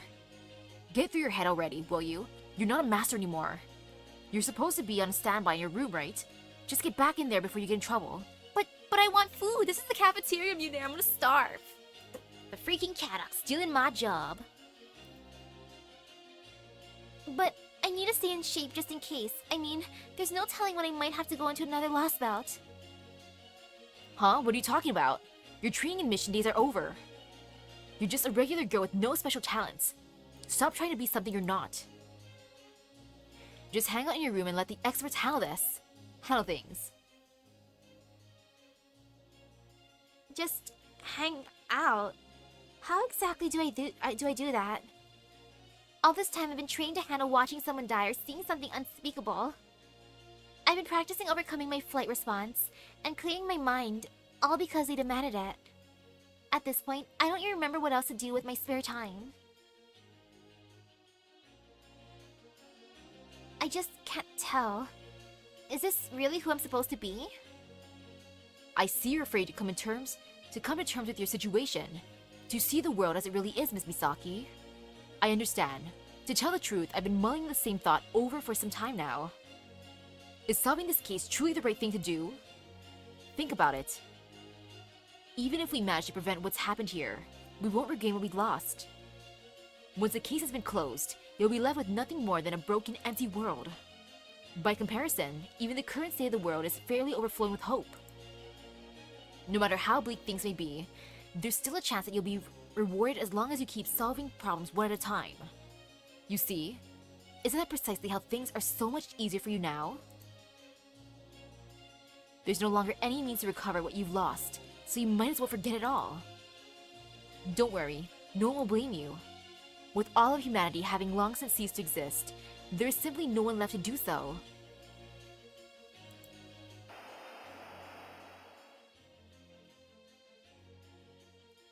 Maybe I should stop this for her. It's not like she can cut her own line. Honestly, this lost bout stuff is worse than I thought. Even when it doesn't concern me, I can't even bear to watch. Misaki's eyes keep getting more and more unfocused. She's holding her chest tightly like she's in a vacuum and having more and more difficulty breathing. Ah yes, my special ability, the credit card for summoning. Listen to me, Misaki. There's no need to feel sorry for these people. They're all from a hypothetical history, a living what-if scenario, foisted on us without our consent. True, I can understand the logic in them considering us their enemies. But if that's all there is to it, it doesn't change the fact that they've already lost. So what if a meteor impact resulted in a new ice age? So what if Ragnarok burned their world to the ground? Yes, I'm sure that made things hard for them, but that's not our cross to bear. So don't bother listening to the residents of these lost belts. Besides, we've got them all beat when it comes to sheer suffering. But for proper human history, we're the victors. We took the intended route. We can't let anyone else take that from us. We can't. Still, what can we do with only 12 of us? There's no way we can ever rebuild what we lost. You know as well as I do how bleak things are, right? Those lost belt people know nothing of this kind of solitude, this sort of pressure. They should be the ones who compromise. They should be the ones who disappear. Any pain they've experienced is nothing compared to ours. Wow, Gordov's actually talking to me. He's not like, Misaki, you shouldn't be here. Go back to your room, Misaki. In the end, we're all just foisting the worst parts of ourselves onto each other. We act like what we want is what the world wants. Yeah. I've been telling myself it's only for now, that everything is doing its best to get life back to normal. That's why I'm able to make it this far, but the truth is... You know, you're not quite right in the head. You've almost died countless times, surviving by luck alone. You've forsaken countless worlds, kept alive by the devil's own luck. You've abandoned countless people, countless worlds, to their deaths. And despite all that, you're still no worse for wear. Stop it! You're going to, what, just grit your teeth and bear it because it's just for now? It's not my fault I have to fight. It's not my fault I can't save anyone. This is no time to whine about how hard I have it. I can just bury my face in my hands so no one can see me crying. It'll be okay once everything has gone back to normal. I can go back to how I used to be too. That's what you've been telling yourself, isn't it? But it's not true. Hearts, they change so easily, but they never go back to what they once were. Stop it! If you really think things will go back to normal once the fighting's over, you're kidding yourself. Your heart isn't going anywhere. It can't. The sights that have been seared into your mind will never disappear. The stench that seeps into your skin can never be scrubbed away. There's no going back for you. So why are you trying so desperately to convince yourself otherwise? Please, just stop. I'm begging you.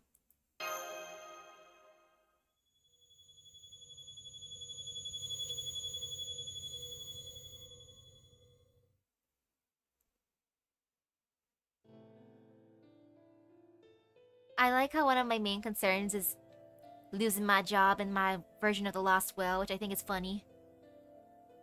You see, you passed your limit long ago. I figured that out sooner than you'd think.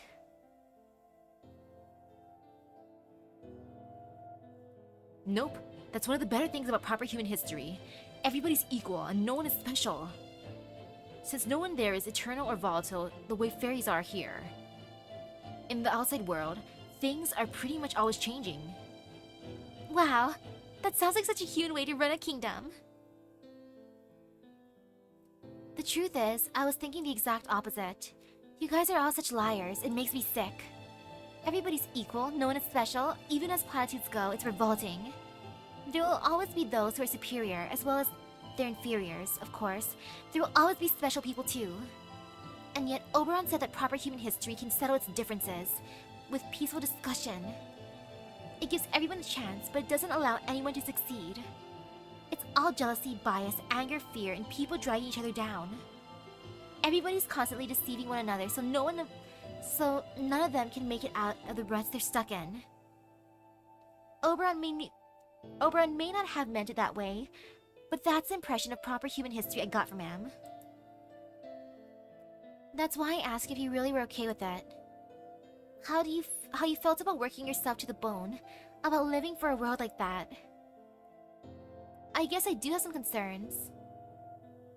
It was so beyond pitiful that all I could do was try to muster a smile in return. I swear, she really looked so broken that I didn't even know what kind of brave face she was trying to put on.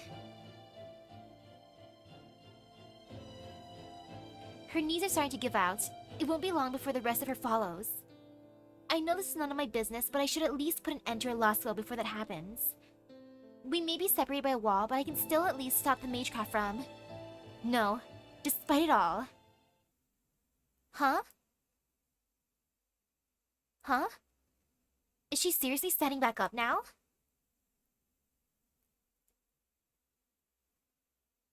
That's why you should just quit now, Misaki. You're only making things hard for yourself. Just stop. All this fighting you've been doing, Chaldea's grand order, it was all too much for you.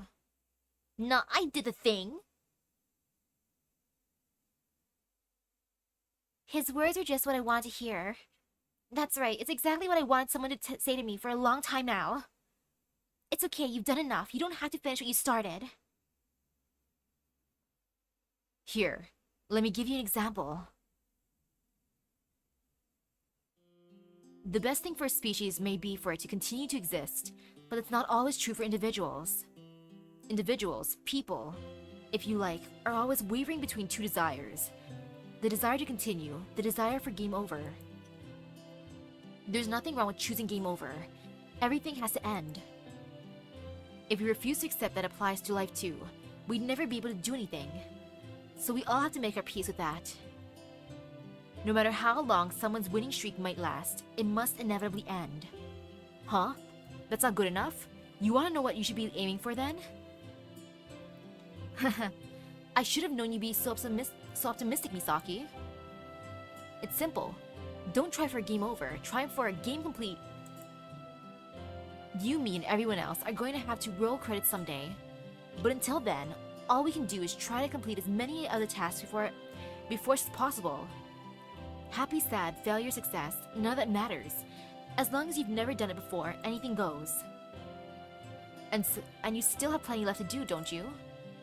You've got a lot of living ahead of you before you can truly say you have no regrets. I believe that's what's best for an individual, but above all, nothing would make me prouder than to know you did all that. Oh right, you're supposed to be taking a break, and here I am talking about who knows what. Okay, see you later. Have another great day, and if you ever want to talk, you know where to find me. Thanks, Doctor.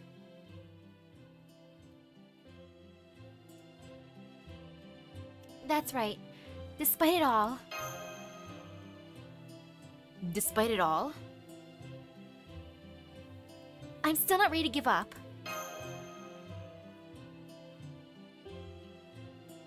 why is that?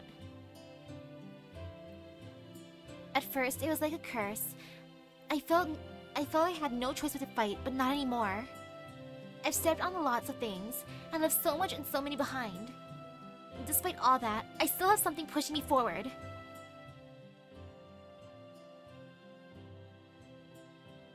Back then, I shouted, "To live!" Those were the words that helped me defeat the best thing for humanity. So now I have to find the answer for myself. Ooh, am I gonna punch the illusion? I see. And what would that be? I don't know just yet. Right now, all I have is a wish to live. Ha, a wish? That's right. What's wrong with that? Everyone wishes for what they want. Everything I've achieved so far is because I wished for something I wanted. So I'm going to keep going, and I'm going to find out why I think that way. So what if I lack confidence? So what if this is too much for me to handle? That's no reason to give up now. Punch! Seriously? Well, I'll be damned. Were humans always this resilient?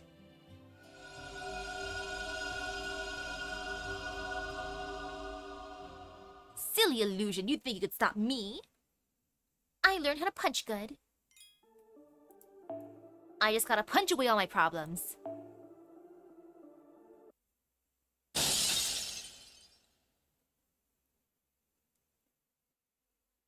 Huh? What is this place? Huh? Senpai, Artoria, you're both alright, thank goodness! Mash, is that you? Does this mean we're back in reality? But the Garden of Lost Will didn't stop us because I ran out of magical energy. So how? Oh wow, it's all smashed to pieces. A national treasure gone just like that. That's so bold of you. Oh, I'm sorry. I was just in such a panic. It was putting out really evil magical energy, and I didn't know what else to do, so... Should I not have? No, Mash. You made a great call. I would have been too worried about how valuable it was to destroy it. But now, thanks to you, both Misaki and I are safe and sound. The Garden of Lost Will was a cursed object that robs anyone who's trapped inside of it of their will to live. I never had much of that to begin with, so it wasn't so bad for me. But if Misaki had been in there just a little longer, she might have nothing. You were standing right back up on your own in there. What the heck is your deal, Misaki? How can your mind be built like baggies? Why so mad all of a sudden? Huh? Huh? I'm not sure why Otoria is so upset either, Senpai. What you did in there was so shocking. It's actually kind of infuriating. It makes me wonder just how serious you are about, well, anything. I see. Now I understand. It's true, Senpai's mental state never changes, whether she's doing her job as a master or just being Senpai. Even when she seems to be casually eating her dinner, she's actually quite serious about it. It's very strange. Say what? Say what? No, that's not what I'm... Then again, maybe it is. You really don't run away from anything, do you? Even in Norwich, you ran all the way to the harbor even when everyone was trying to stop you. Hey, you didn't run away either. You know, I guess I didn't, did I? I sure didn't go to the harbor though. I didn't mean that. I meant from being the child of prophecy.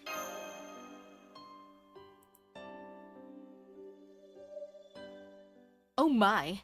Is that romance in the air? Wait, no, hang on. That's not romantic love, it's platonic love and admiration! Pepe! A night call! I love how we can just call him a night call in this Lost Belt, but no, it's Pepe. Right. I almost forgot. I was only able to find this place thanks to Pepperoncino. I went after Balabon Sith after she abducted you two, but then, just when I was trying to figure out where you were, Pepperoncino swooped in and saved the day. You know it, hun.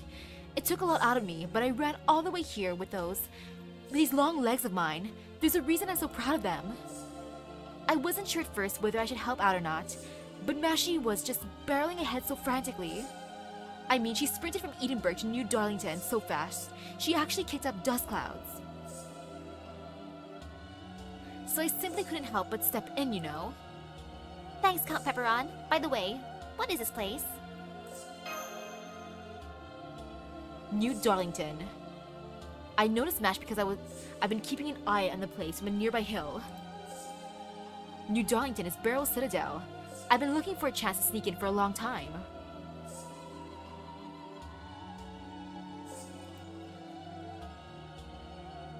And oh whoops, I missed that earlier. Let's see. Do I consider this truth from Artoria as ugly? Nah, it's not bad. Everyone thinks different things, so I can't really judge people based on that kind of stuff. I just think of it as a difference of opinions. Up till now, I never found any openings I could use thanks to all of Morgan's monitoring spells. But when I saw that Mashi was about to charge straight in from the main gate, I thought, oh well, c'est la vie, and stopped her before it was too late. Then we snuck in together. That's right, Pepperoncino used Magecraft, to find you, Senpai. All I did was follow the thread of the bond that you share with Mash. If anything, I'm the one who should be thanking you. I never would have known this place was on the outskirts of New Darlington, otherwise. New Darlington's outskirts? That's right, we're an underground sanctuary. We came in through a little church out in the woods near the shore. Too bad it looks like this place is positively overrun with nasties now. Anyway, let's focus on getting out of here, shall we?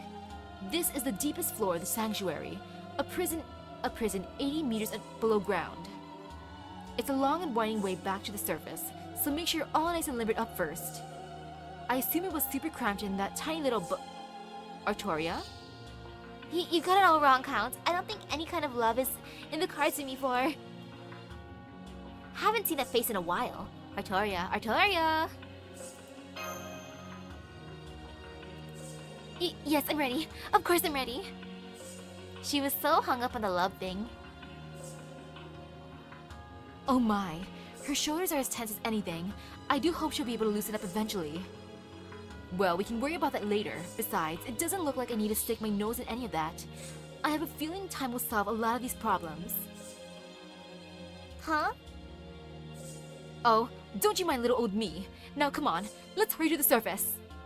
And just so you know, Misaki, I'm counting on you to handle any nasties we run into on the way. I shall take care of the nasties. Oh, we gotta climb so much though. But it's fine. I can climb good. Leg day every day. No fear. Just walking and walking and walking and walking and walking and walking and walking. Leg day all day every day. My life. I might as well bring Kama for the bonds. I'm not too worried about the cost right now. I can always change things up afterwards, so boop. Don't mind me. Bond. Bond. For the bond. Bond. And Bond. That's good enough. Boop.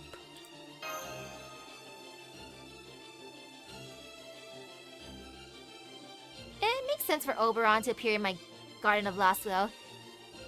He's my therapist after all. 終わりとなるだろう。 What is this? Something that haunts underground. Okay. They're just something that haunts underground. Understandable. 提案。星は縮小し、了解もちろん悪は押し切ります剣によって裁かれる。 What does it 星 signify の that 灯 he's 火が消え、 that he's 滅びと very 運 important 命を to me 裁かれる。 apparently? マハプララヤ。 Surprisingly important, considering that MASH didn't show up. Or no, she kinda did. Or did she not? Well, there's Da Vinci-chan, I remember, Munair, Gordolf, the Doctor, in spirit, Holmes, because apparently he's super important to me 息が too, なるほど。了解しまし Caddock, た。終わるがいい。 freaking Caddock. 崩壊せず。終わるがいい。炎の Okay, yeah, MASH is not there. 雷の Oof. Well, even the Garden could not make MASH something bad to me. That just shows how much I believe in MASH, as one does. やります落ち着いて行きましょう。えい Speaking of MASH, good job, MASH. Filling up your gauge.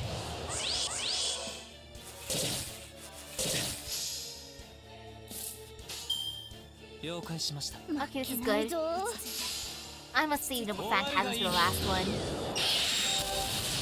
This ain't too bad so far. Just something that haunts on the ground. Snakes and bugs. Ouch. Slight pain and suffering, but only ようがある slight. ほど。はい終わるがいい。狂い立て。 Very nice. I'm surprised Koi and Sky didn't make an appearance in Illusion. Like, out of everyone who wants to, like, bully me in my illusion, I'm pretty sure she'd be the one. もうお前だ。 And oh, I can't resist. I gotta use all Arjuna here. Resistance is futile. So I shall not resist. Whee! 星は縮小し、了解し、行きましょ Do the thing. う。滅亡と創生はこれ表裏一体。マハプララヤ。人は生きるとし。崩壊せん。終わるがいい。炎の海。雷の矢。 Ah, so close. But you did amazing nonetheless, my boy.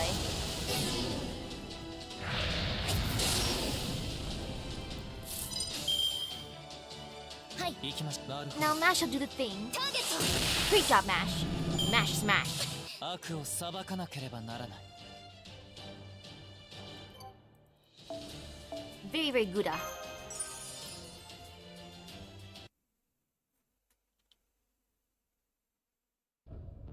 After arriving in the British Lost Belt, all I found were vast stretches of nothingness, and the Tree of Emptiness towering over them. There was no sign of anything resembling a country. This what-if version of Britain had ended in abject failure long ago. Whatever history it may have had was long since gone. It looks like Woden was all worked up over nothing. Still, none of that changed the fact that I was bored out of my skull. So I did what any good crypto would do and decided to summon a servant.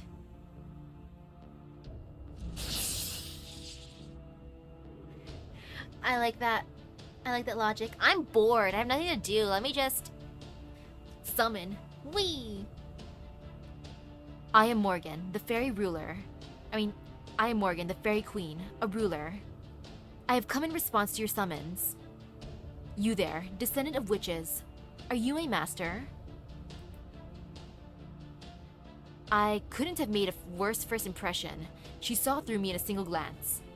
Still, I managed to summon Morgan, Morgan the Fairy Queen. The woman who made King Arthur's life hell. The the Dread Witch who brought Camelot to its knees. If anyone could keep things interesting, it was her. I could even take her to the other Lost Belts and mess around there. I sure am. Nice to meet you, Morgan. You and me, we're gonna have lots of fun together. As long as I could keep killing people, it was all good as far as I was concerned. So I welcomed Morgan into the fold, put my trust in her, and decided to turn in for the night.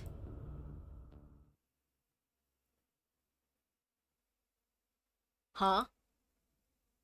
I went to sleep in an open field and woke up in a bed so fancy it almost made me sick. Welcome to Fairy Britain, Barrel Gut. Did you sleep well last night? The Tree of Emptiness is dead. The foreign god's plans are no concern of mine. Huh? What are you? Whoa, you're right. It really is all dried up and dead. The hell are you thinking?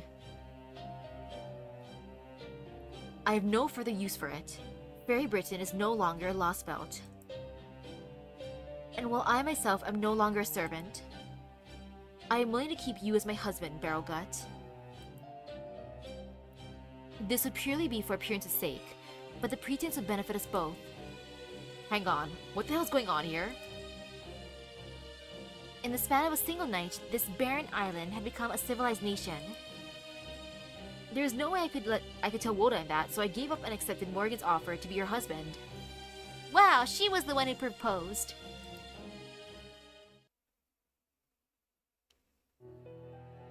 The next 6 months were crazy. Tamlin Tristan, Balban Sith, took a liking to me after I told her about proper human history. It was pretty cute the way her eyes would always light up when she pestered me to tell her more about the outside world. She was especially taken with fashion and had a particular fascination with the latest shoe designs. I'm guessing she never found anywhere to belong in the land of Fae.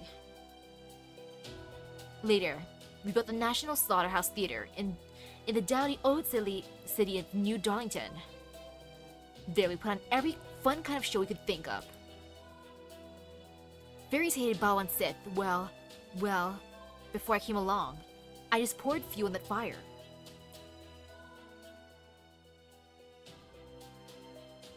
Oh, I see. That must be what happened. After thinking it over for a while, I figured out what was going on. I'd summoned Morgan from proper human history, but when I woke up the next morning, this Lost Belt's Morgan had taken her place. There's no way there could be two Morgans in Britain. She's always been one of a kind. So at some point, proper human history Morgan must have transformed into Lost Belt Morgan.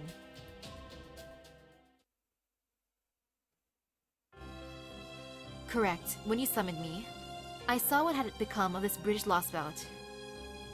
Even in this hypothetical world, Britain still collapsed 2,000 years ago.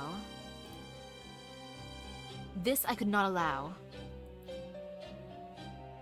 In an instant, I grasped both what had taken place in this Lost Belt's history and the mechanisms of Chaldea's summoning system.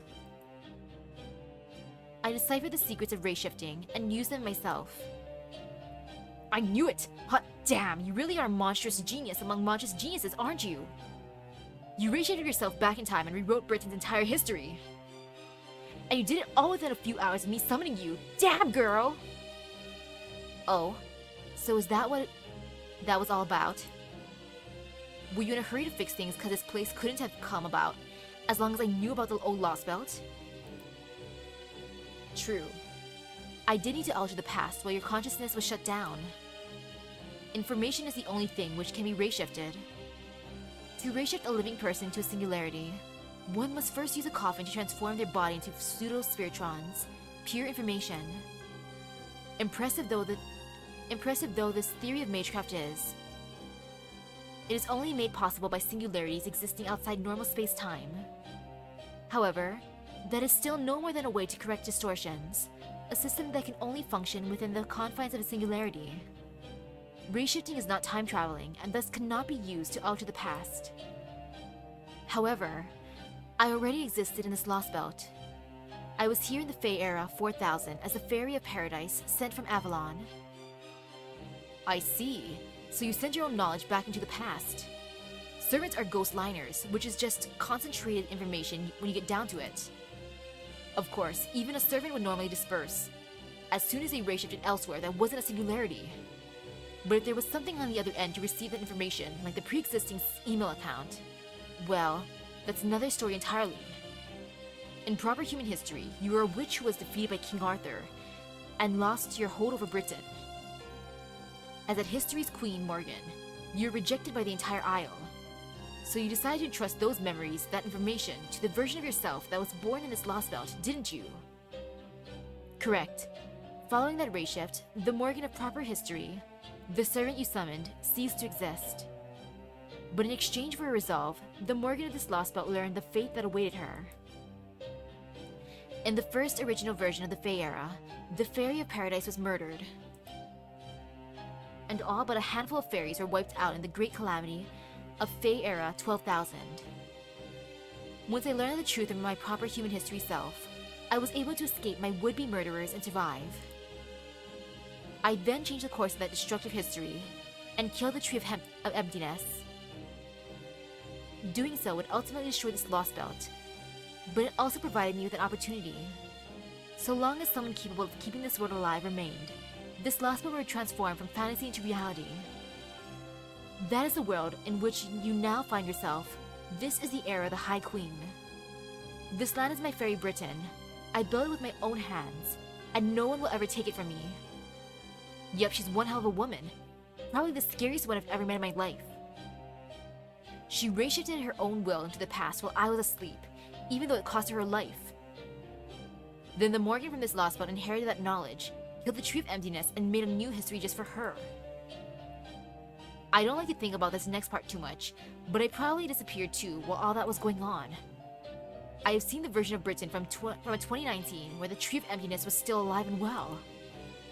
So I must have died that night after falling asleep, and the me thinking these thoughts is just a look-alike Morgan whipped up the next morning. Is that a problem? Nope, all good here.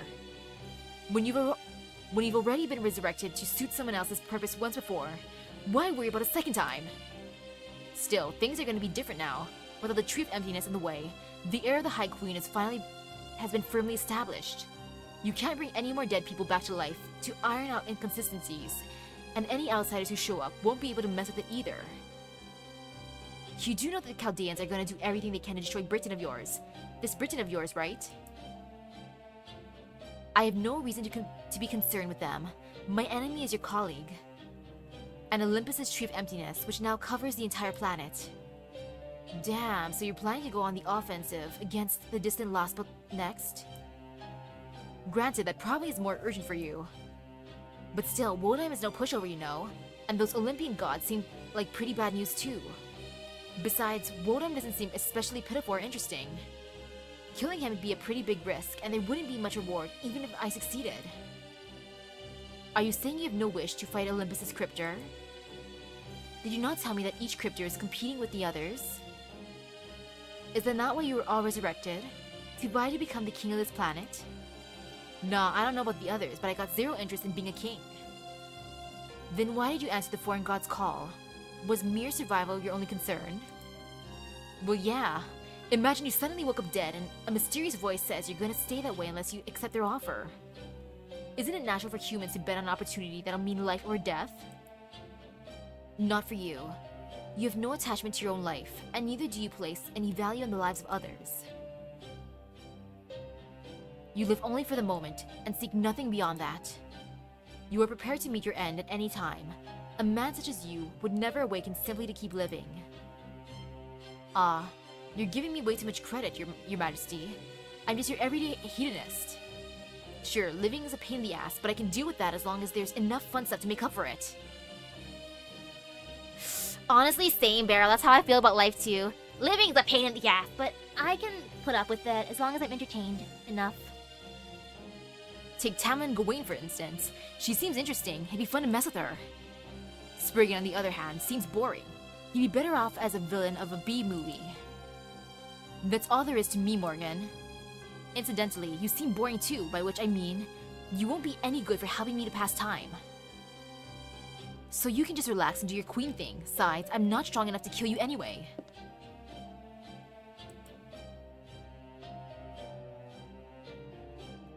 What about Tristan then? How do you see her? Lady Spinel, huh? She's a jewel, that's for sure. I'm happy to take good care of a pretty young lady like that. But she's a dead end. She's neither pitiful nor interesting.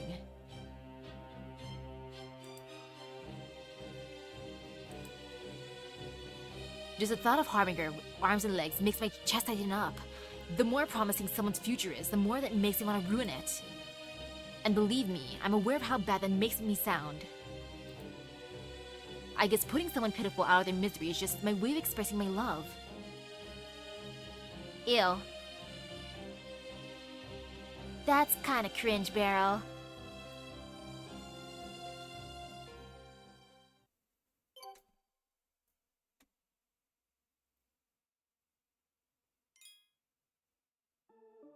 Yeah, Beryl, no.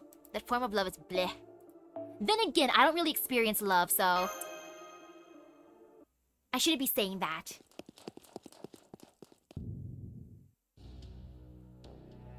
Did anyone else feel the tremor? It almost felt like the prelude to an earthquake. An earthquake?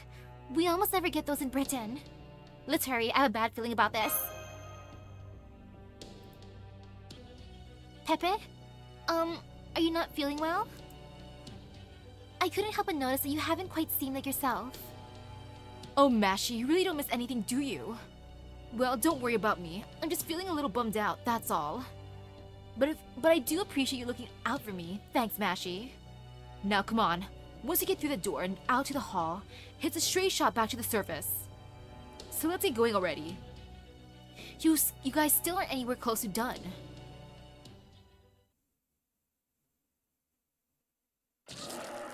Ah.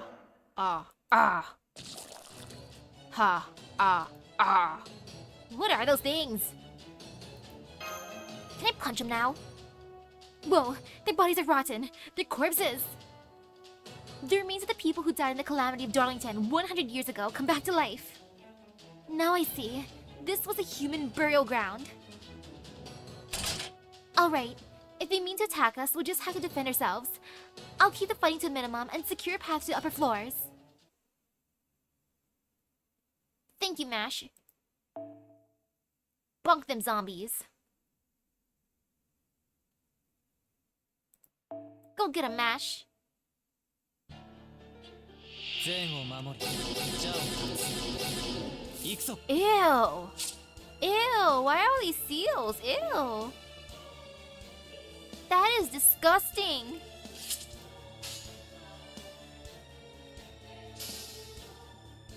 Please don't destroy my boy.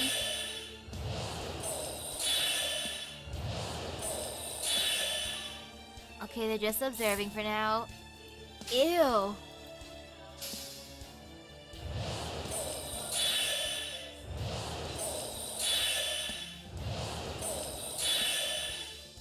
Pepe, I wanted to fight. Come on. I like fighting. Okay, I'll just sit back and watch. Good thing they did not attack me too. Because if they attacked me, I could not defend my... Then I'd be sad. Aw, what? You're not gonna attack them? Well, that's boring. I went to a lot of trouble to release these human Moors from the observation room too. Ew. Beryl?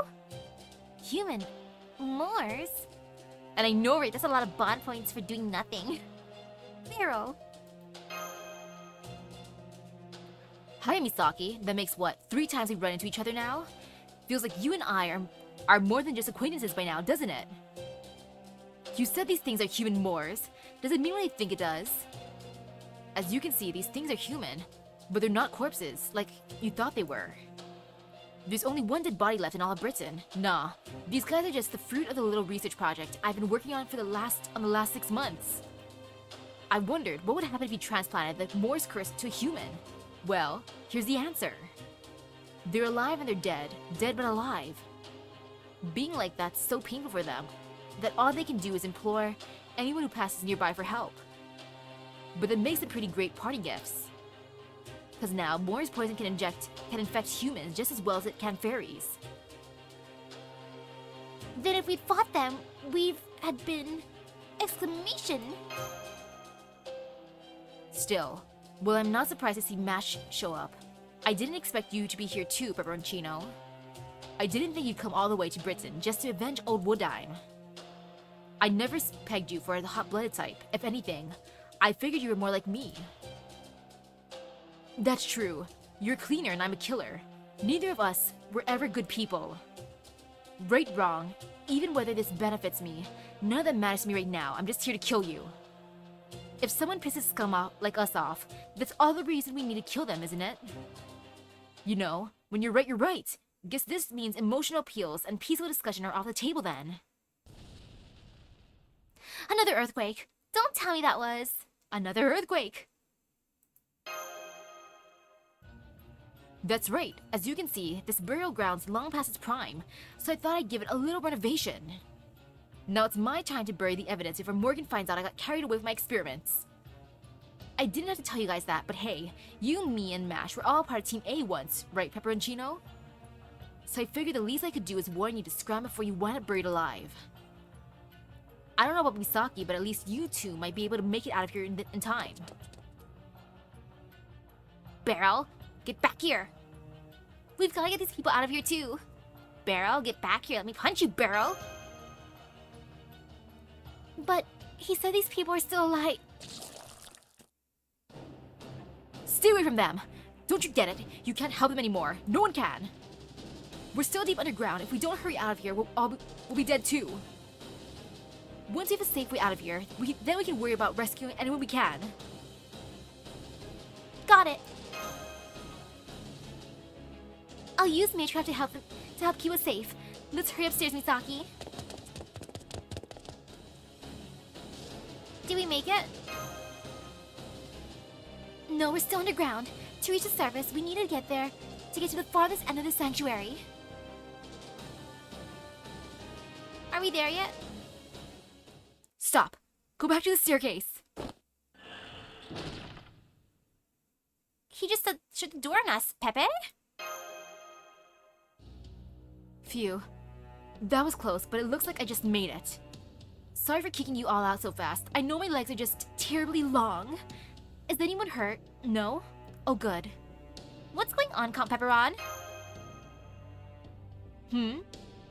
Oh? There's just a little poison gas in here. Hang on while I go shut it off, okay? Don't worry, as you know, I train in Shugendo up in the mountains, so karma doesn't affect me much. I can survive the gas for a good while. Pepe, hold your breath. Don't talk to me anymore. Karma? I don't understand. What do you mean by Mash? Do not make him talk some more. He's gonna breathe in the gas. I'd say they should take me about 3 minutes. I could do it fast if I wasn't so tired, but oh well. Misaki Mashi. Do you two trust me enough to wait until I get back? Of course. You said 3 minutes, right? Okay.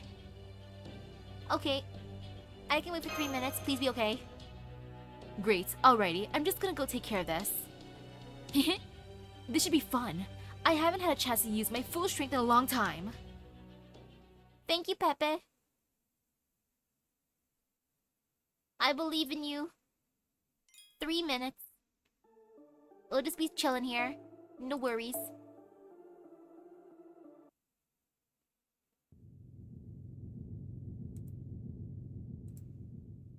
Okay, it's been 3 minutes. I'm opening the door.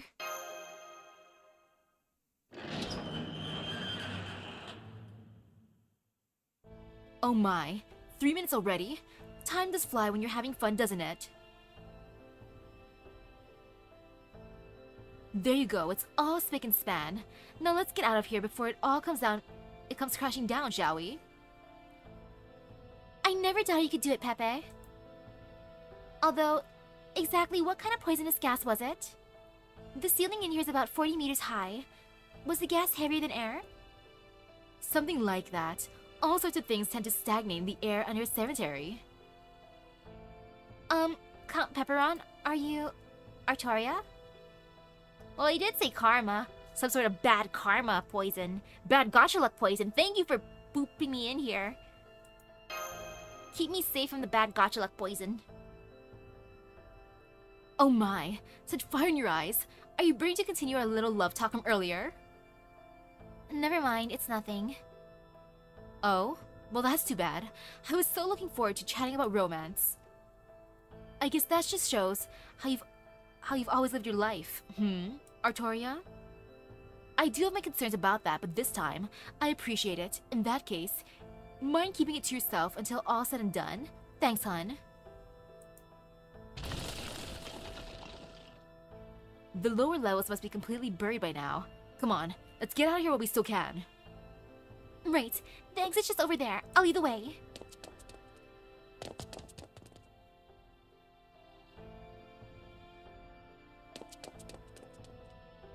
Running!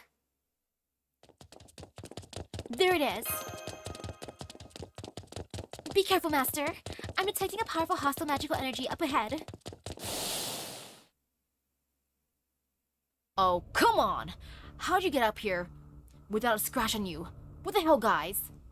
That should have taken at least one or two of you out, and you, Misaki. Why are you looking at me like that? Is that really your idea of a master sworn to defend humanity? Huh? What are you talking about? Don't waste your time on the likes of him, Misaki. I was hoping to take care of him myself, but... Would you three mind kicking his hiney for me? Just be Thor about it, yeah? We don't want him ever doing anything nasty again. Can do. Right, I'm sorry, Beryl. But we don't have any time to waste. If you're going to stand in our way, I'm going to have to force my way past you. I see. Guess you didn't care for my game then. Alright, looks like I'll have to break out the big guns.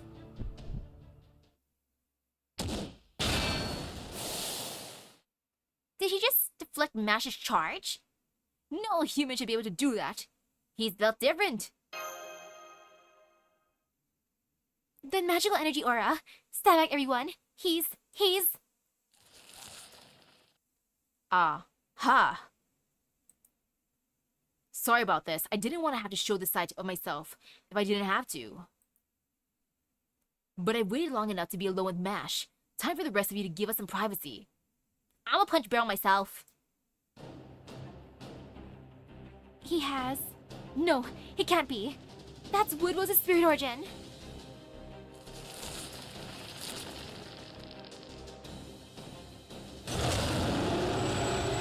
Oh.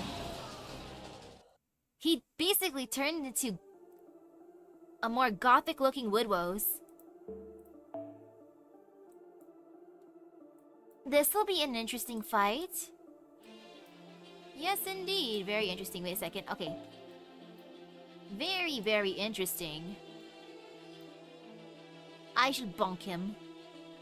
It'll be fine. How scary can this dude be? I gotta only use 3 though, that's sad. But it's okay. It is Castoria, Mash, and me. もともとこういう家系でね、送り狼には気をつけろって教わらなかったかい？捉えられるかしら？ Aw, he's helping out Mash. Adorable. シールドエフェクト発揮します。 Thank you for helping Mash. I appreciate it.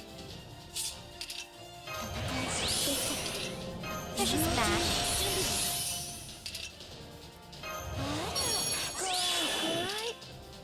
This is fine. And let's see how much damage he can do first thing. やります。負けないぞ。 Wee. 身も心も生きていた鉱石さえも溶かして行くわよ行くわよ行くわよ行くわよガラス越しレールトアウト。余裕がないぜ。 That was okay damage. ここでちょいと喉が渇いた。死んでな。 Terror? You can't terrorize me, sir. Oh, I don't like how you got sure hit too. Yeah, I don't appreciate that, my dude. Yeah, no. And we ain't falling for your charm. Hopefully. ステータス頑張ります。やればいいんでしょ。 Okay. 切り刻む。酔いしれなさい。Oh, thank you, Pepe. 楽しみまし How sweet of Pepe, giving him a diva. I appreciate that. 死んで Not smash! How dare you, sir? Not my precious match. How could he? ょ望まれることを望まれたように So rude. それはいつか来る兆しの星誰に呼ばれ Oh る well, まで this もな might く still be fine. あなたは星をかざすでしょう There's still hope in the world. 楽しみましょう見つちょいと喉 Charm? 死んで How could you fall for him? 落ち着け 白兵戦 Nah, that sure hit's gonna be annoying as heck. I don't appreciate it, sir. My evade means nothing to him. 蹂躙しろや切り刻む邪魔者にはそろそろご退場願おうかし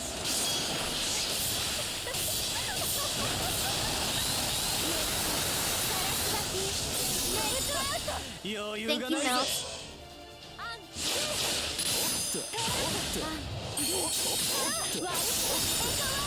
Good job, Melt.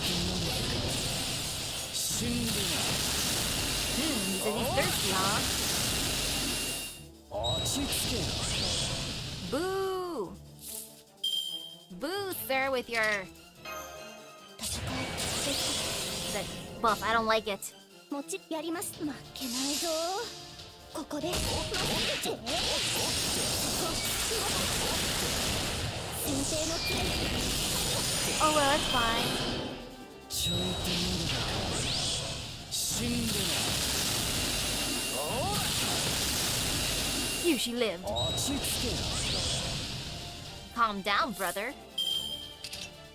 Oh, I don't like that. 運命負けないぞ I would be happy about having lots of note cards, あ but れ not はい right つ now. か見た終わりの星どれほど遠く汚れても私は星を探 Please, すのです Castor, do the thing. さあ幕を開けてアラウンドカリバーンえい Actually, it worked out in the end. Thank you for getting rid of debuff. Uh-oh. 少し No! はしゃぎすぎちょいと喉がやべえ Oh, that is bad. Or no, we believe in the child of prophecy in this household. Yes, indeed. Meh, it's not gonna really work with his buff. But no, we もちろ believe ん in the やり child ま of す prophecy in this 負けないぞ household. Go get him, child of prophecy. 先生の杖落ち着け死んで Why do you hit so hard, dude? ちょいと喉が Can you just like not hit that hard? Come on. 白兵戦行きます運命 But we believe in you, child of prophecy. Totally believe in you. Yes, もち indeed. ろんやります I probably gotta redo this one. それはいつか来る Unless I 兆し just の星 eat 誰 my... に呼ばれるまでもなくあなたは星をかざすでしょ I could just eat a stone or lick my command spells. うここではじけて落ち着け死んで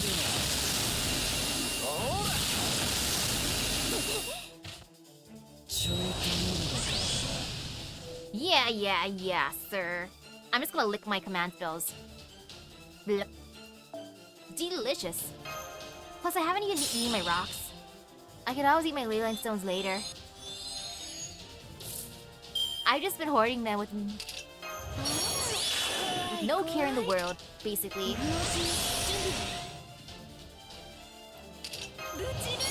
Yeah, still worth it.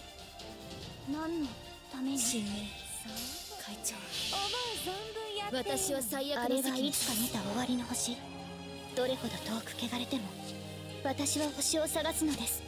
さあ Come on, 幕を Dad, 開け just て let us through. アラウンドカリバーン。それは全ての傷、全ての怨恨を癒す我らが故郷。権限せよロードキャメロット。 It'll be kind of fun actually using my leyline stones. Like these ones I might not let expire. Amazing.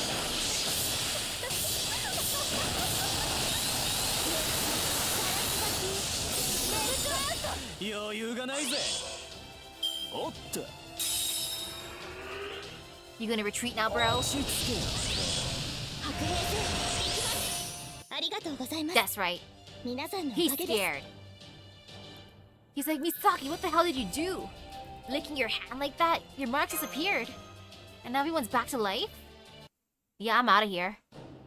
I ain't gonna mess with that.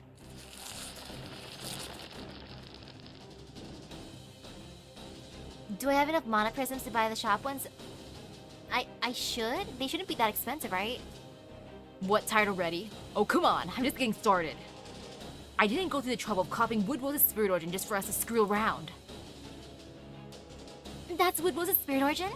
Not Rhynek's? That's right. He belongs to the head of the Fang Clan. Rhynek? He was one of the Ace's companions. He was nowhere near this powerful, though. Either way, that doesn't change the fact that he has an A-race spirit origin. We don't have any weapons able to penetrate the Grand Duke of the Grand Duke of Waste Heat's tide. Oh, look at you, little savior. Clever, ain't ya? Don't gotta tell you, there's no point fighting, do I? Still, I wish your idiot friends would get it through their thick skull that none of you are getting out alive. Isn't that right, Pepperoncino? Don't think I don't see you trying to sneak up on me. Pepe! 1 down, 3 to go. Later, Pepperoncino. Could have killed you whenever I wanted, but I was cutting you a break for old time's sake. Huh?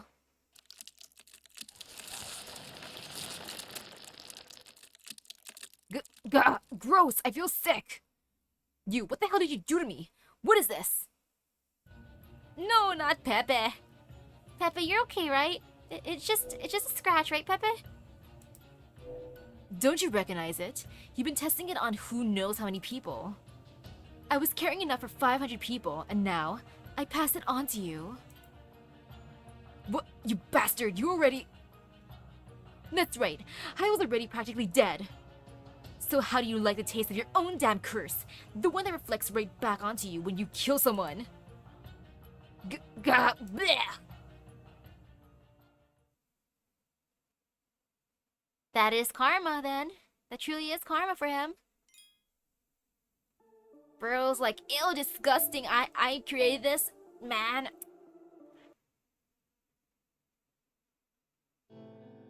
Stop. Go back to the staircase.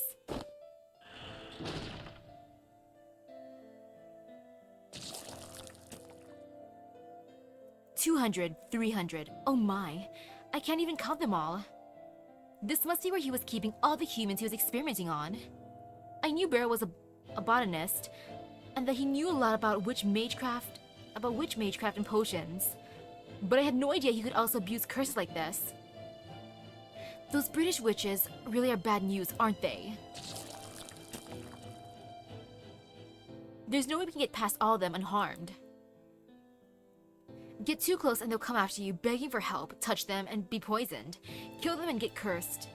Well, Machi's immune to poison, so that probably wouldn't work on her. The real cruelty of it, though, is how it's meant to make you kill helpless innocents. Even if it is just a malicious prank taken too far. It'll hurt Machi and Misaki the most. Scumbag or not, though, I'm still their senpai. I'll just have to handle this for them. Thanks, Pepe.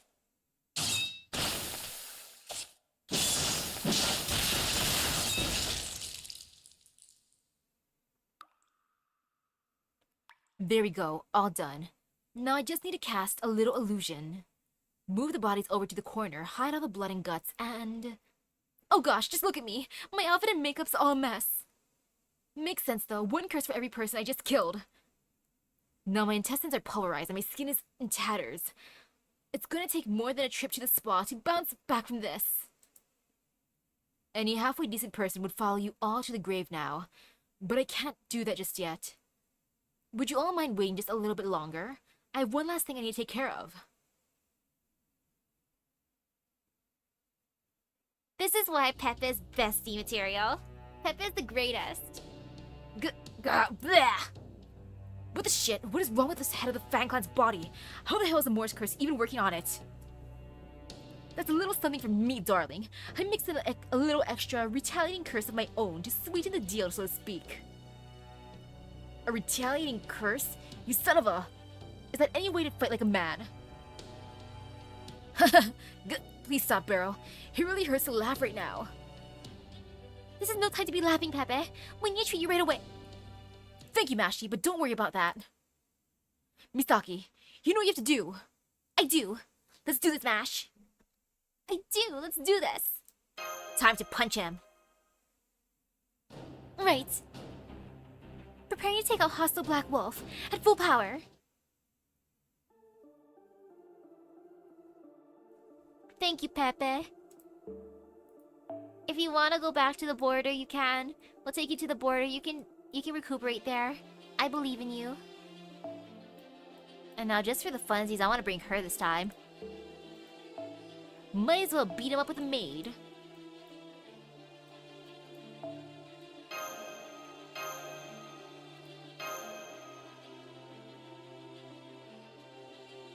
Never get on Pepe's bad side.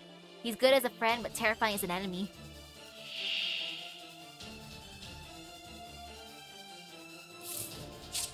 Lose HP at the end of each turn. Thank you. Guys, use stash. And not just yet for that one.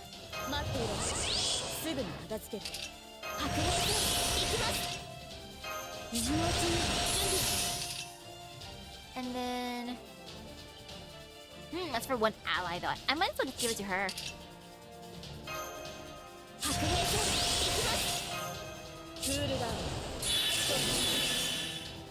Yep, that was worth it.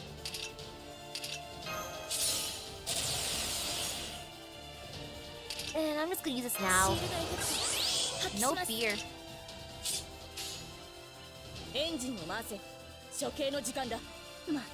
Okay, there we go.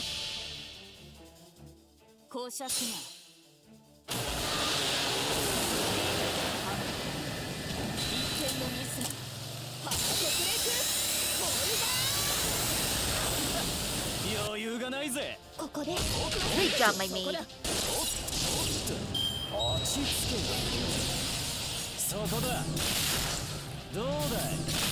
My maid truly is the best. I am so proud of her. And might as well fill up gauges for MASH. I'll just be more. Actually, no. I can't resist. それはすべての傷、すべての怨恨を癒す我らが故郷。権限せよ。Thank you, MASH. ロードキャメロット。Hey, Pepe, are you gonna help me out here too? Actually, no, he wouldn't be able to. He's pretty sick. Are you suffering? And he did give Barrel a curse, so I should not expect any of those extra bonuses every so often. Especially since it didn't happen at the beginning, so there's not gonna happen now. It's okay though. I'm just happy Barrel hasn't given himself a buff. The shirt hit hurts. Well, he did give himself buff, but not the shirt hit. Not yet, anyway. Ah, so close. Charm? Why would you fall for him? Castoria, no. Resist Barrel.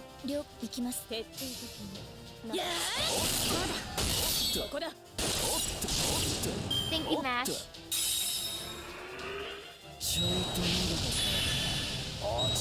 Oh, now he can give me a curse.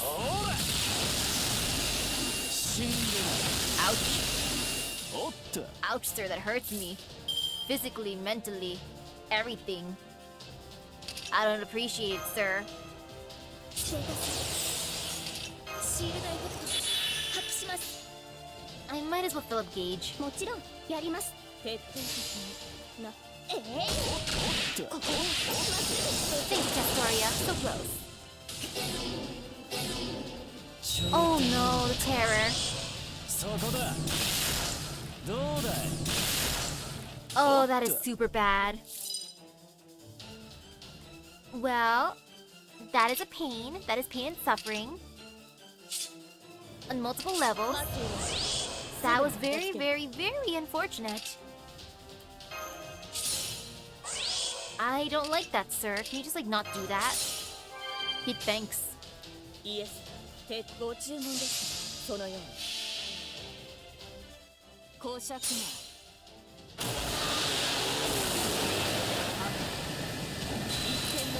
Any encouraging words for Pepe?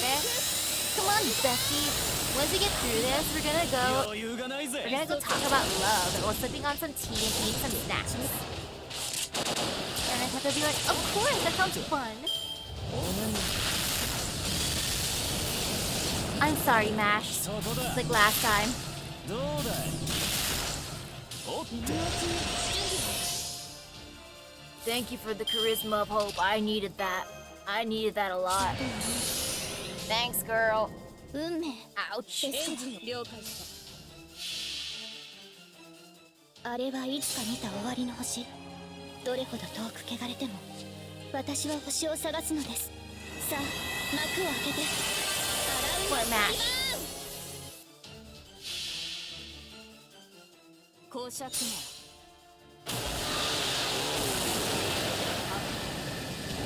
Just keep on running him over.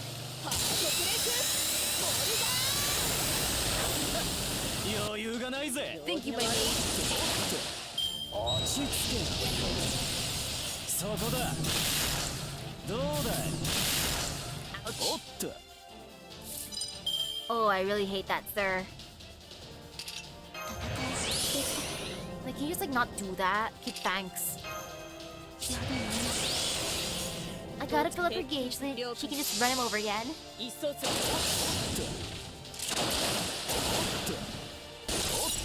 Just a little bit more. 夏のお手伝い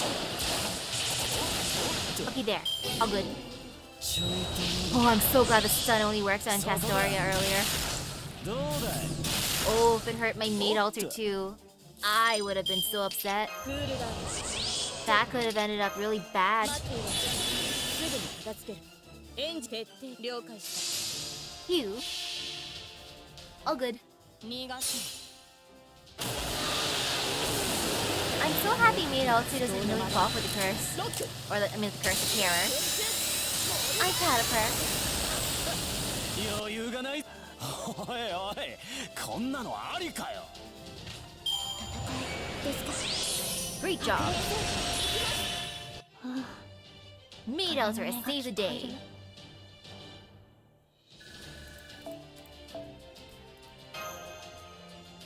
Thank you, maid altar.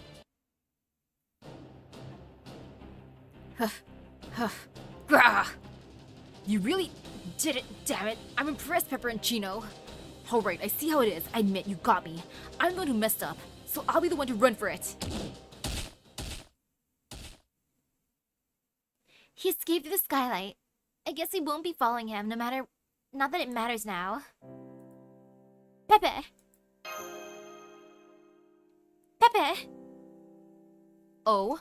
Was I sleeping? Silly me, I can't believe I missed your big fight scene. Still, at least I can tell from your faces that you won, even though you both look like you're about to cry. Come now, cheer up. You're supposed to smile and high-five after you win a fight, not rain on your own parade. But... We wouldn't be alive now if not for you. And we didn't even realize what you've done for us. Oh? Whatever are you talking about? All I did was try to sneak attack Barrel and fail miserably. So of course things turned out this way. Besides, it's only right that I be the one to take responsibility for my actions, you know. Now go on. You need to get going already. This was just a detour, remember? Don't worry about me. This is as far as I can go. I'm already dead anyway. No, we're gonna carry you. We should at least get you outside. Of course we're gonna worry about you. You're my bestie, Pepe. Oh, Misaki. Mashi, I can understand, but not you.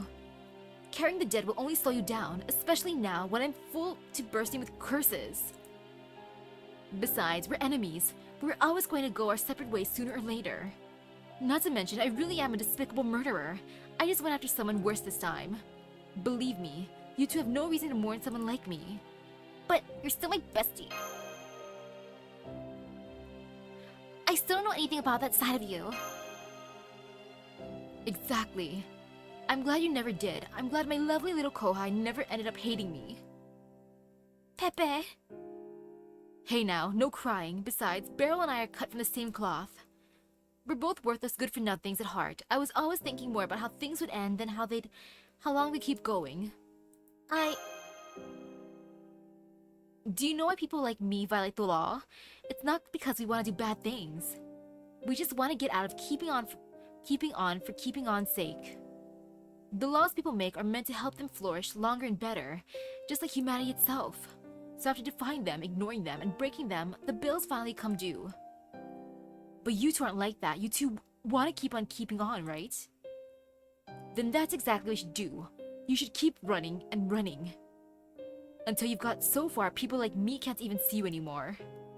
You have to do at least that much if I'm going to die by myself. I'm too much of a coward otherwise. You ain't dying, Pepe. Go on now. Take Mash and get out of here. You're a master, aren't you? Okay, thanks, Pepe. It's been a blast. No, I'm taking you, Pepe. Boy, thank you, darling. It's been a blast for me, too. Don't forget, now that you've come this far, you'd better save Britain and Artoria. As something of an expert on curses, I can sense what kind of type it is that's covering all of Britain now. Listen to me closely. Your real enemy here is someone who's out to bring an end to everything. Remember that well, and don't let your guard down until it's well and truly over. Aw, we couldn't take Pepe. We can keep Chaddock, but not Pepe. Good. They made it to the exit. That wraps up the last of my unfinished business. I'm not scared or in pain anymore, but I guess I do still have some bitter memories.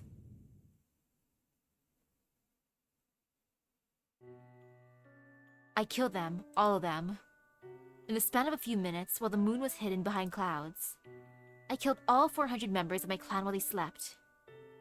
It was quick and methodical, like mowing a lawn, just how I mowed down all those sick, helpless people earlier.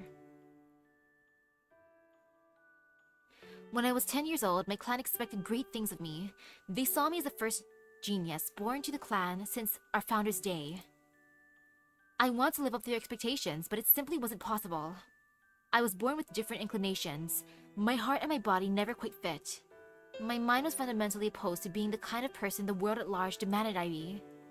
My clan wanted me to father lots of children, so my superior genes would be passed down and preserved. But I just couldn't do it. Some people understood me, but there was nobody else like me. I heard whispers from some people wishing I had been talentless, so they could have given up on me, but I wasn't especially bothered.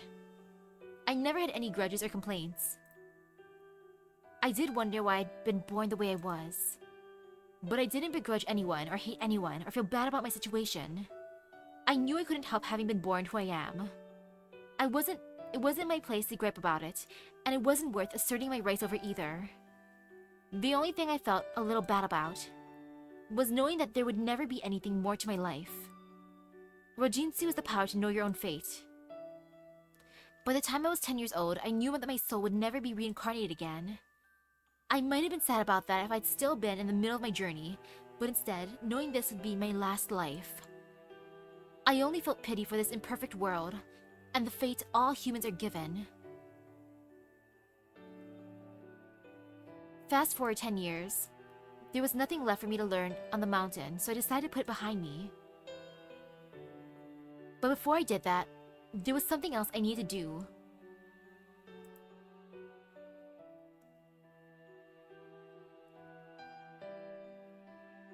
right before they died, they all looked at me with such shock as if to say, "Why are you doing this?"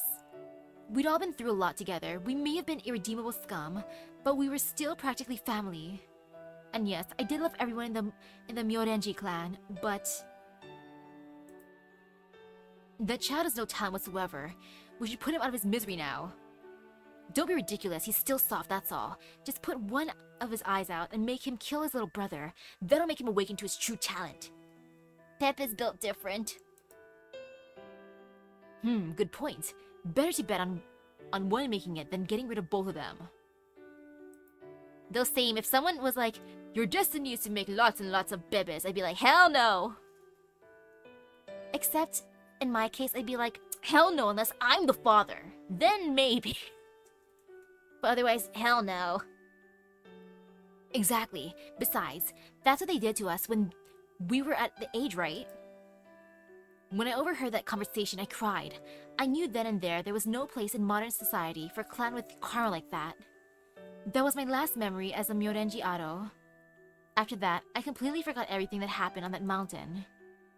I also stopped thinking of what I did as a crime. Really. I stopped thinking of it as a part of my past at all. I swear, I really am scum. After everything I did, I still have nothing but fond memories of my time there. No wonder I was fated to die alone. That's what I get for killing everyone else myself. Really, it was shameless of me to consider wanting to go out with a high no- Oh. So that's why he did that. I can't believe I only just realized it now. Aha. I swear. I always thought it was sudden, even for him. Thank you, David. Thank you for using that once-in-a-lifetime ticket to come and see me when I was at my most beautiful.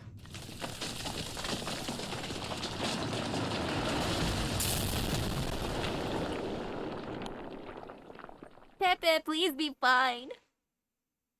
But since Pepe loves David, once we eventually get to David, I hope I don't have to beat him up too badly. Like, sorry, Pepe.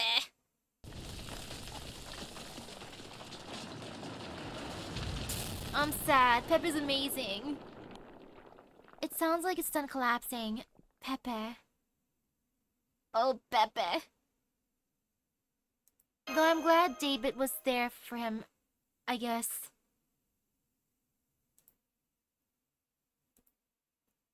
And Pepe really did like David, so... It seems like David felt the same. Thank you, David. I didn't know the Count for very long, but I could tell he's killed a lot of people, just like he said. He had no sympathy for those he killed, or for himself as he was about to die. He was cruel and cold-blooded, so much so that we really don't need to waste time mourning him. That being said, he was under no delusions about who he was, and he never lied to you.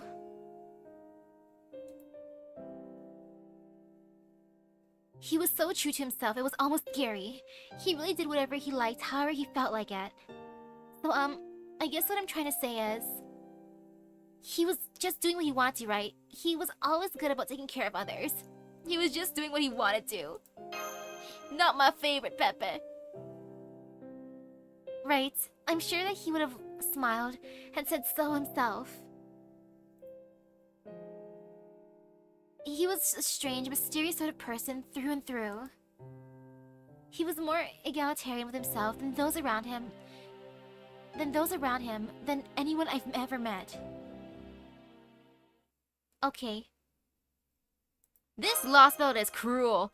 First Robin Wag and now Pepe when it comes to the feels for me. Like Bogart, meh. Woodwill's meh. But Robin Wag... There, I see them. Your tracking capabilities truly are exceptional, Lady Da Vinci. You know it. Now I'm really glad I added a camera function to Typhone. Hey, Misaki, Mash, Artoria! Are you guys okay? Come on, we've got places to be.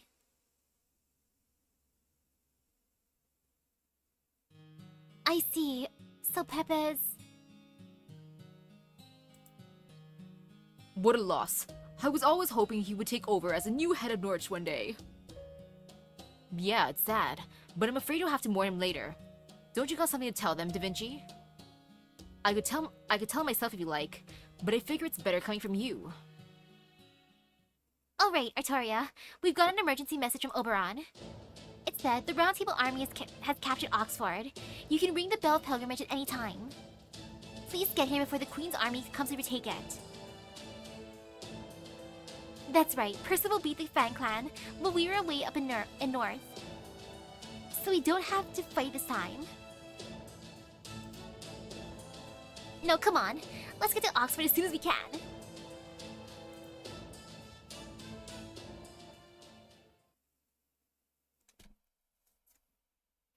I would have saved Pepe. I can fight him later.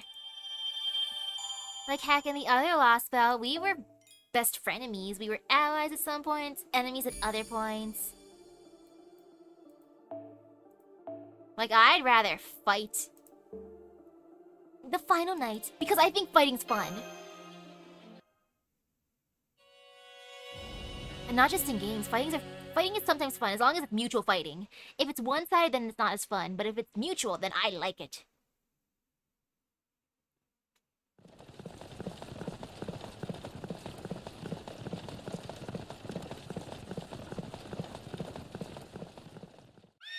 Except, at this point in life, I haven't really fought anyone in like a long time. It was mainly in like elementary school time where everyone was like around the same size, so people wouldn't be like, nah, I ain't gonna fight you. Wow. Wow, back from New Darlington in only half a day? There must be a new record. We really are lucky to have Regibit and that brand new wagon he got for us. It's good to be back, Oberon. My back and butt are killing me. I see you're still in high spirits. That's great. I feel more hopeful for our future prospects than ever.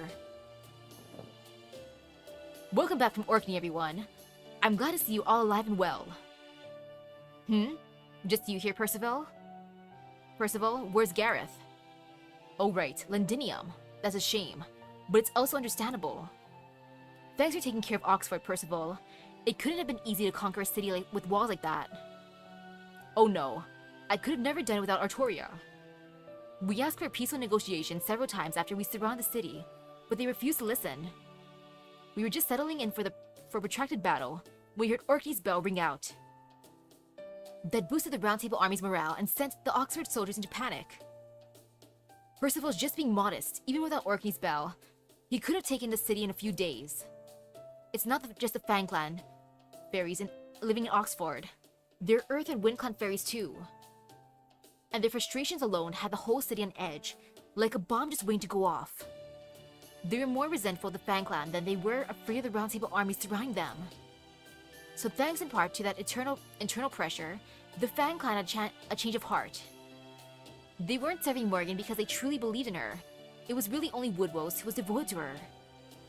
But now that he's fallen and without a leader to take his place, they honestly didn't know what to do anymore. I see. So that's why the negotiations worked. Still, how did those talks actually go? I mean, the Fang Clan is literally optimized for combat. I can't imagine they'd be too eager to form a peaceful alliance.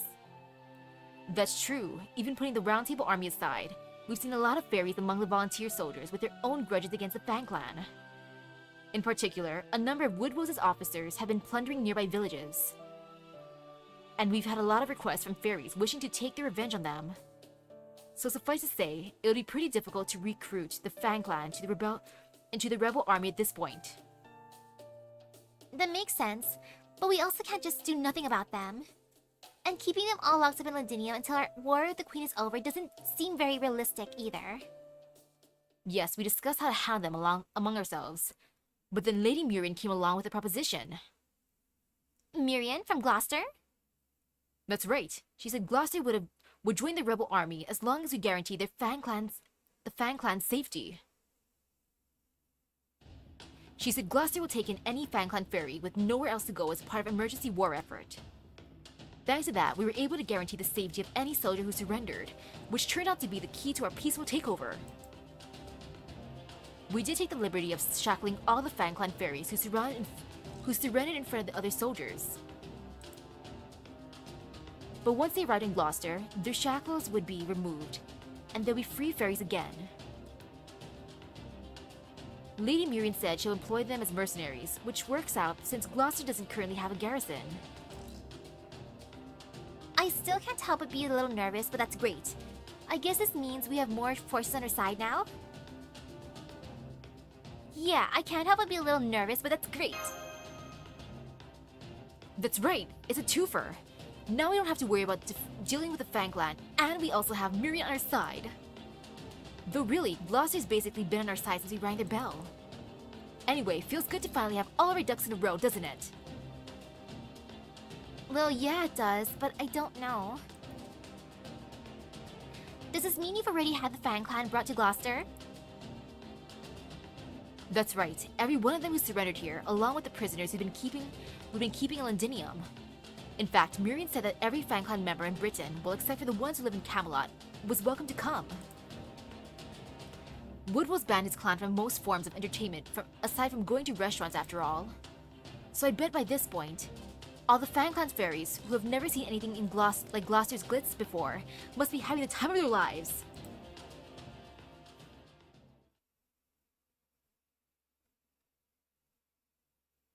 Oh, I can imagine that.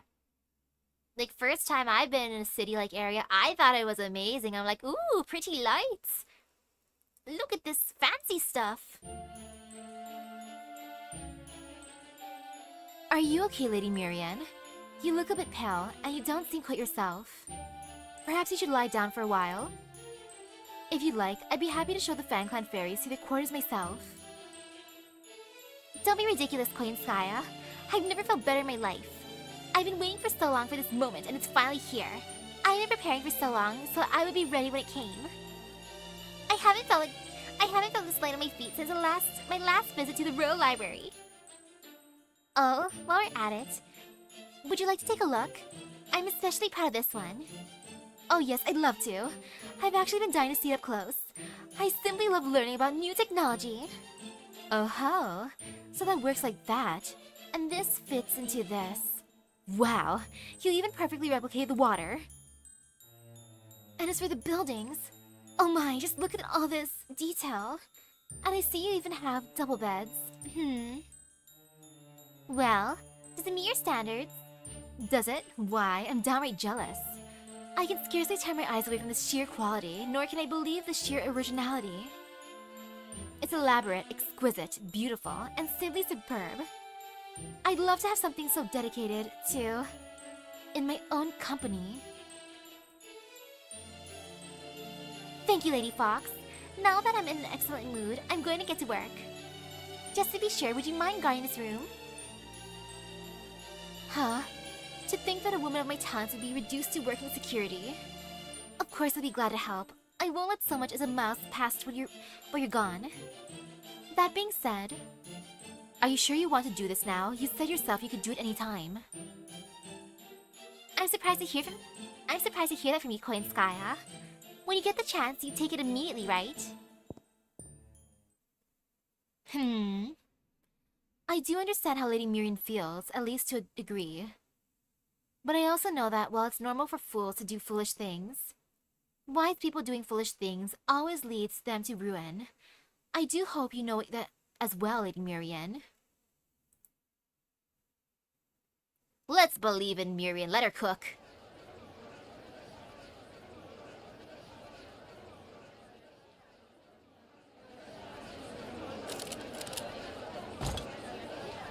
Ah, true. Considering mice here are dragons, yeah. I almost forgot about that part. Thank you for understanding, everyone. I've gone ahead and removed your shackles now. I do hope none of you were injured on your way here. If anything's bothering you, please don't hesitate to let me know. Ha, you think a mere mammy shackles could harm the Fang Clan? We could have torn them off whenever we wanted. Now you listen to me. We didn't put those shackles on because we yielded to the Round Table Army. We only did it to save face, your face. Did you ask to hire us? Got that? Yes, of course. Thank you so much for your consideration. Once the Queen and the Rebel Army clash at Camelot, chaos is bound to follow. And I know I won't be able to preach the virtues of neutrality to Gloucester citizens if their hunger should turn to violence. So even though this goes against the Wing Clan's principles, I decided Gloucester needs a force of its own, if only temporarily. Humph. Sounds like the kind of talk I expect from bugs. Your clans always had parasites depending on the strong to survive after all. Oh right, there's no clan left, is there? You're all that's left. And yet you're still clinging to your clan's pride, huh? What a greedy little bug you are. If you ask me, the only things bugs like you are good for is being scraped off our heels. I see Bacon's running his mouth again. Well, he is our de facto leader now that Woodrose is gone. Hey, you all agree, right? This so-called Wing Clan doesn't even count as one of the 6 clans anymore, does it? Yeah, you said it, sir. Huh. Teehee. What a way with words you have. I couldn't agree more. Oh? Is that so? Good to know you know your own place. Alright, let's see your new homes. The Fan Clan has 1,200 fighters, 600 support units, and 400 trainers. And the deal was that you'd welcome all of us to Gloucester's upper-class citizens. We're the ones who got here ahead of us. What about the prisoners of Londinium? Oh yes, they've all been free from the shackles as well. They've been chatting amongst themselves in the ballroom for a while now. You'll find them all up ahead right through those doors. In fact, we're just about to begin your welcome celebration. Our food may not compare to Oxford's restaurants, but we do have a very unique cooking style of our own. Gloucester's cuisine! I can't wait to try it! I was getting tired of Woodrose's vegetarianism anyway. Oh, I understand these young clan fairies. I'd be like, food! Yay, food! And not just vegetables and fruit! Yay! If just walking around the city was that much fun, imagine how fancy the food must be here. Oh, that is exciting.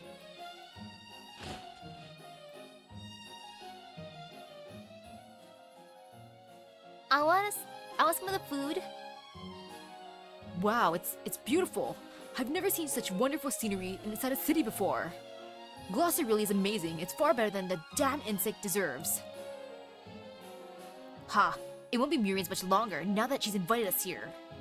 Only the Fan Clan can exterminate Moors, and our strength will be that much more valuable when the war heats up. The humans can have Oxford if they want. If they want it, we'll be taking Gloucester for ourselves soon enough. What a short-sighted fool Miriam is. She thinks she's keeping us safe when it's actually the other way around. Soon, she'll see just how strong we are. What a shock it'll be for her to realize she's no choice but to depend on us. In fact, that's probably why she welcomed us in the first place. She knows exactly what a parasite like her needs to survive. Ha ha ha ha! You said it, boss. It doesn't matter how much other fairies copy humans, the weak will always have no choice but to obey the strong. And now that Woodrose and his precious intellectualism are gone, we're free to use our strength in any way we want. Huh? I truly can't believe it. 1,200 years later and not one of you has changed at all. I'm honestly shocked that none of you had the slightest qualm about entering such a suspicious ballroom. I suppose it could be your brains shrinking to match your new size. Ah well, there's nothing we can do about it. About that. You've never been more than trash who can't even remember the atrocities you committed in any case. Who said that? Where did that booming voice come from? What, huh? What is that? Hey, look outside! There, up in the sky! Ooh.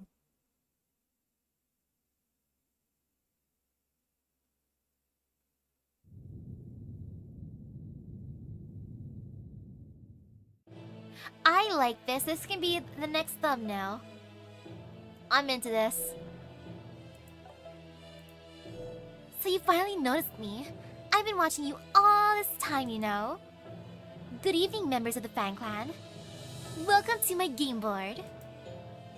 We won't have any interruptions tonight, so I do hope you can keep me entertained.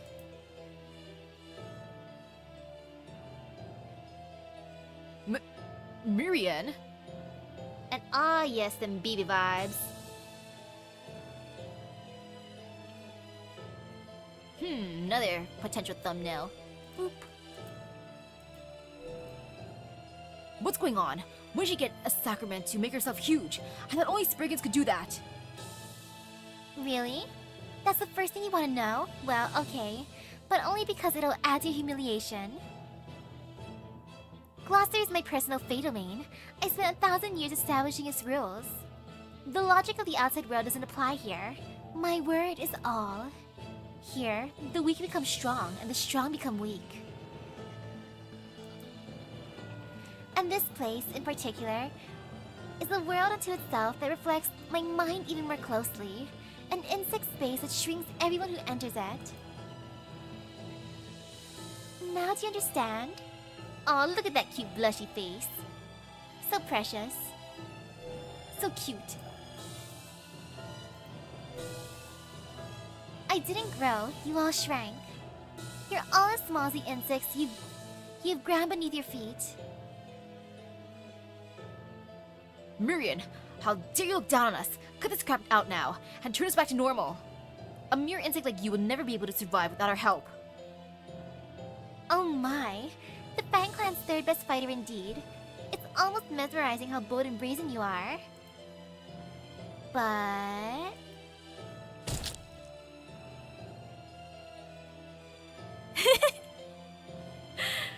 oh, look at that stinker expression.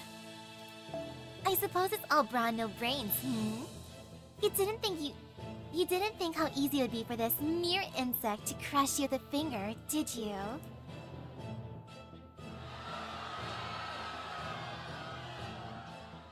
Bacon's dead? The strongest warrior in the clan, aside from Woodwose? I'm so sorry. He was just so loud. He was starting to annoy me, so I squashed him. You see, everyone, as long as you're on this game board, you're weaker than ants. But once you go outside, you'll be your old powerful selves again. Though of course,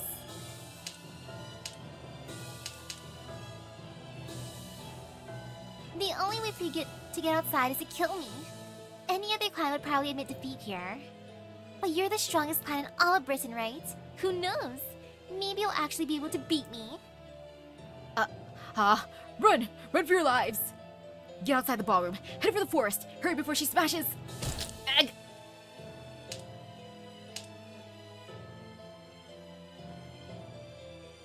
Ah, how truly glorious.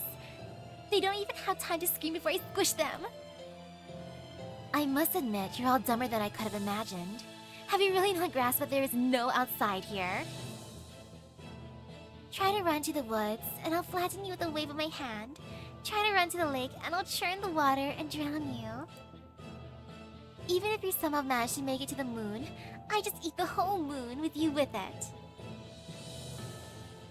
No matter how many times you die, your next generations will only wake up inside this miniature garden. And I'm going to keep exterminating all of you until your souls are so worn out that no new generations are born. The best thing you can do for yourselves now is plead for mercy. If you're lucky, I might even consider sparing your lives. Well, let's say life, since no more than one of you will make it. Alright then, my teeny, weeny, Fan Clan friends. The night has only just begun. I do hope you enjoy this game. I spent the last 1,000 years putting it together for you, you know?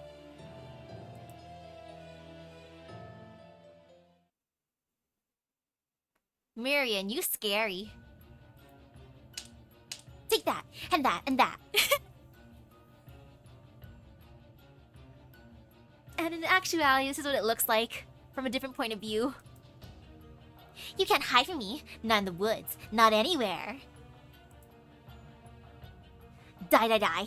I want to see you running in panic, waiting for someone to save you before I grind you to paste.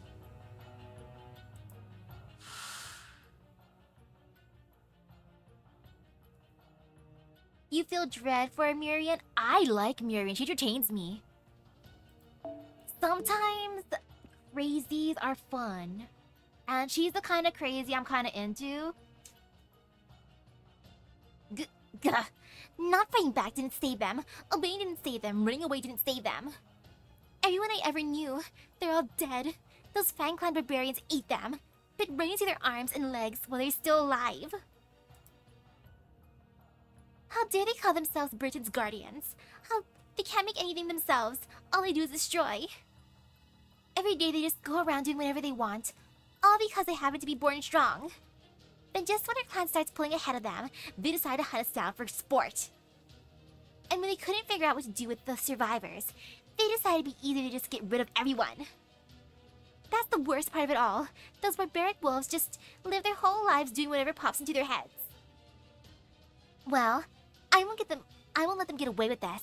I swear it. I'm going to make them know what it feels like to be preyed upon, no matter how long it takes. I won't listen to what they had to say. I won't even tell them why I'm doing it. I'm just gonna wipe them all out with overwhelming power. Whatever else happens, I can't die before then, even if I'm the last of my clan to survive. I'm going to erase the entire fan clan from existence. Yo, Mirio's been playing the long game for over like 1,000 years.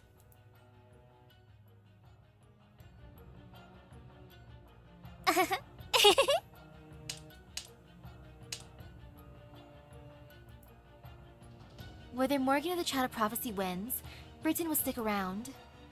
But things will be very different for the Fan Clan, with the Fan Clan gone. You know what you're doing is foolish, but you still couldn't stop yourself. It's such a shame, Miriam. To think not even a creature as wise and as righteous as you could escape from the hatred from your past. You're acting no better than a human, and that's not what I look for in my clients.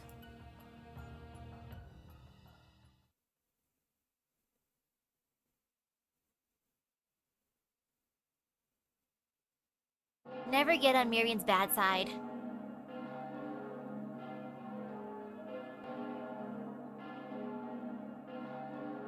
Ring ring.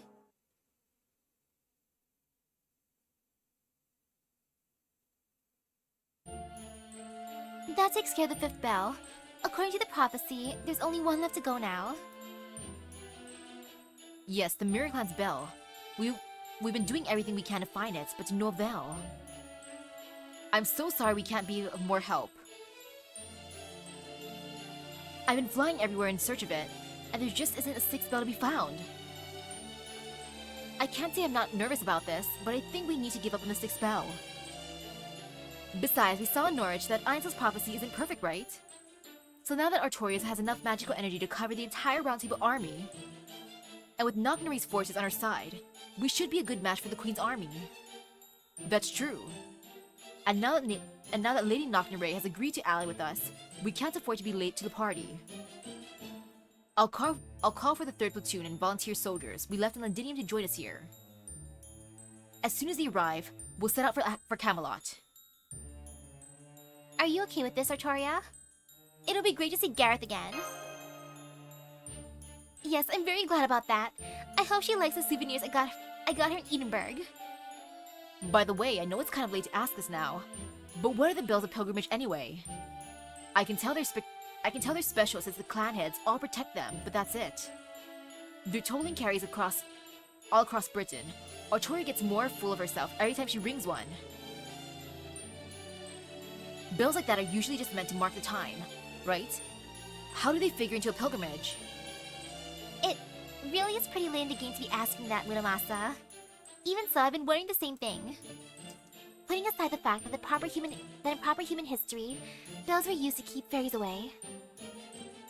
I always wondered why Einsel used the word pilgrimage, when this Britain has nothing in the way of gods. For that matter, not a single fairy we've met has even known how long the bells have existed. Well, I'm sure Morgan probably does, but... can I say something? The bells of pilgrimage are the transformed bodies of the dead clan leaders. They signify obedience to the Fairy of Paradise, and their support of her mission to free Britain. Their ring is a song of apology. It shows that the 6 clans of the time have decided to forego being the descendants of Ares, and they're sent to become fairies of the earth. At least, that's what I was told. You knew Mash? Right. Ace must have told her, but you knew Mash? A song of apology. I guess that's what a pilgrimage is in this Britain, an apology. The bodies of the clan leaders. So they're not the bodies of the 6 ancestor fairies? That's right. They were at first, but some of them were destroyed by calamities at various points in history. When that happens, either the current clan leader becomes a replacement Belle, or the last... Percival, where's Gareth? What is she doing right now? Gareth? She's in Londinium watching over the chill... You know what? Let's have Kenwood, the captain of our recon team, check in on her. We're already preparing a message for Londinium anyway. Commander Percival, we just received an emergency message. There's a fire burning in the south, a big one. A fire? Oh no! It's Londinium, and the Queen's army is attacking Londinium. No!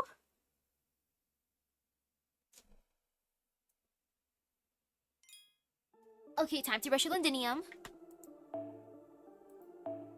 The final night. That takes care of this morning's patrol. No sign of any enemies nearby. Looks like today is going to be another peaceful day in Londinium.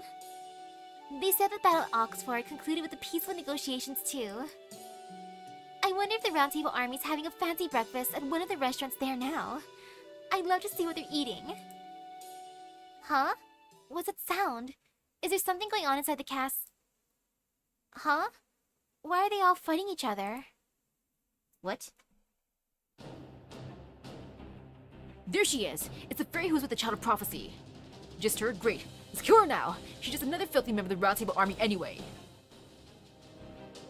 Huh? Huh? I don't get it. What's going on? Why are Rebel Army soldiers attacking Londinium? Yeah, why? That's what I want to know, Gareth. いつか立派な騎士になるために Oh no. 結構器用なので結構頑丈なので It's 結構 okay. 素早いので狙うぞ狙うぞ突進ですいけ We believe in you, Gareth.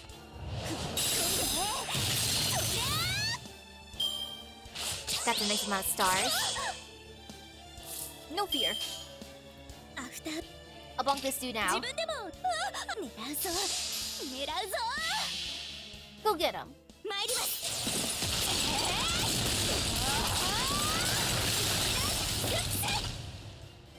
Oh, that was good. 突進ですこれでかなり Go get him, Gareth.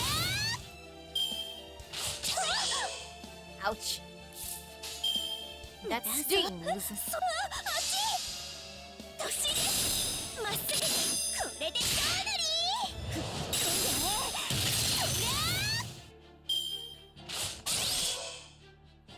Yeah, these guys could be spies. 狙うぞ狙うぞ突進です突進ですいけ Now they've been bonked. Thank you, Gareth, for being so powerful. Your new armor. I am proud of her.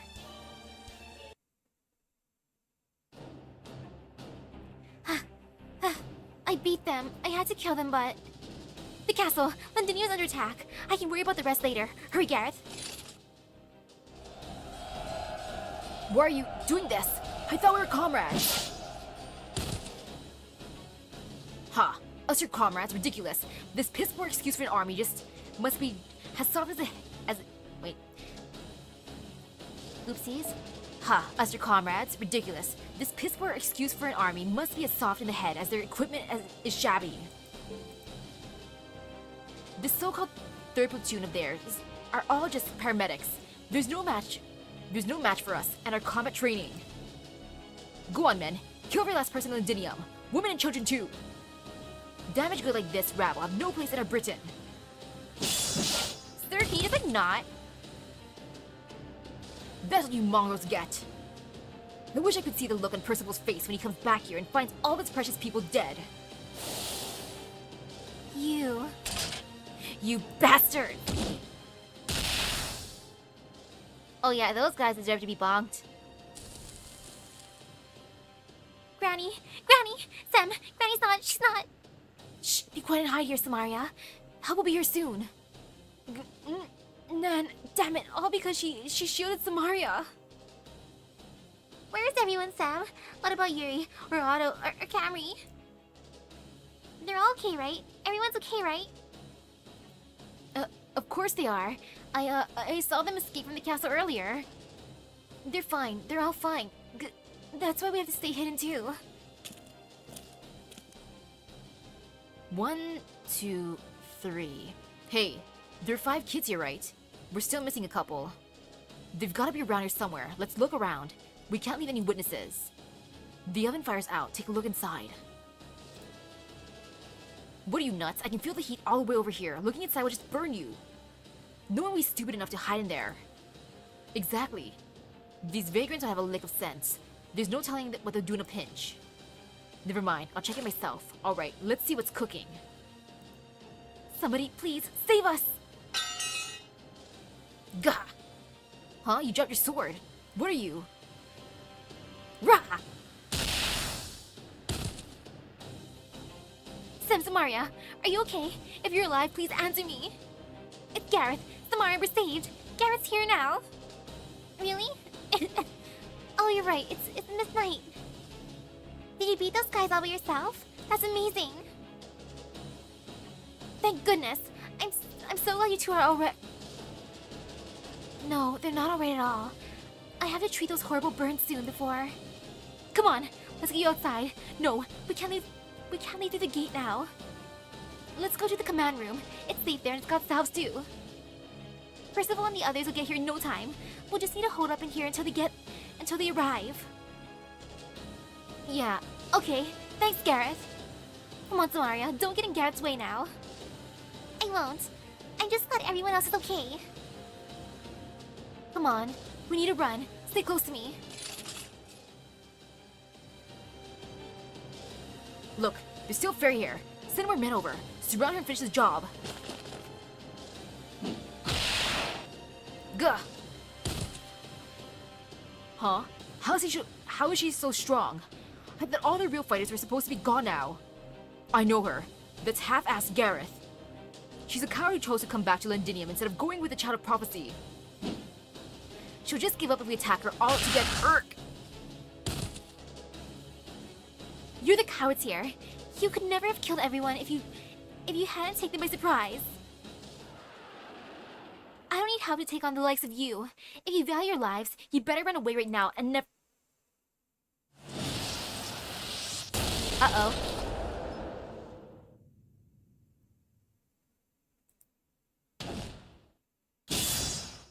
Oh, that's not good.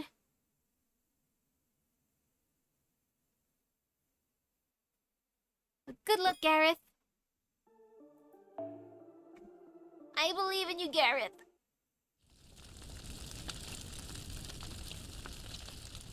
Kill them all. Death is more than they deserve for refusing your majesty's mercy. Humans and fairies living in harmony. Ah, what a joke. That's just the drivel I expect from slaves raised like livestock. I see you're just about done.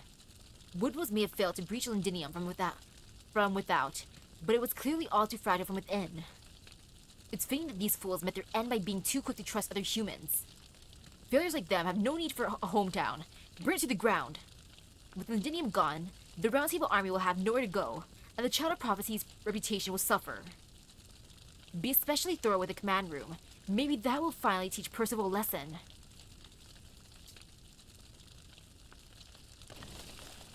Aw, not Gareth too. Huh?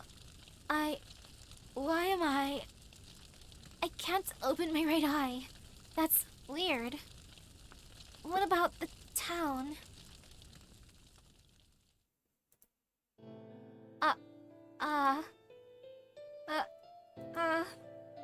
Not again. How many times have I to see terrible things like this before? Huh? I've seen this before? And more than once? Oh, right. That's right. I get it now. I'm a Miraclan fairy. I'm Ainsel, the one who tried to save everyone from a future where they all died. Only I couldn't save anyone. I'm sorry, Mirror. Even after you were kind enough to take over for me, I still couldn't. Hey, there are more kids around here, right? Where'd they go? Find them, leave the survivors, make sure they're all dead before the Round Table army gets back. No, not yet. It's not over yet. Come on, Gareth. It's after you keep Sim and Samaria safe.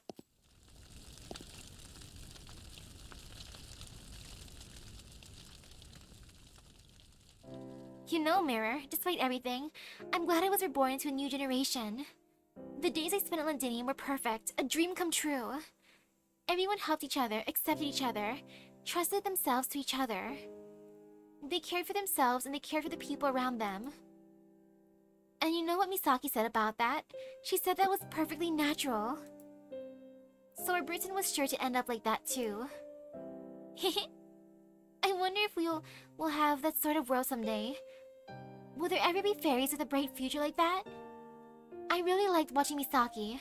There's so much happiness in her world. And it sounds like there are no cruel futures there where things inevitably come to an end no matter what you do. I'm so jealous. We never had anything like that. If nothing else, I at least knew what I needed to protect, that I had to guide the child of prophecy. But I didn't want to lose anything else in the process. I didn't want the rest of my clan to die. That's just who I was. Gareth the obstinate, Ainsel the stubborn. I could always see what fate the future held. Why couldn't I just accept it? Huh? Why? I know exactly why.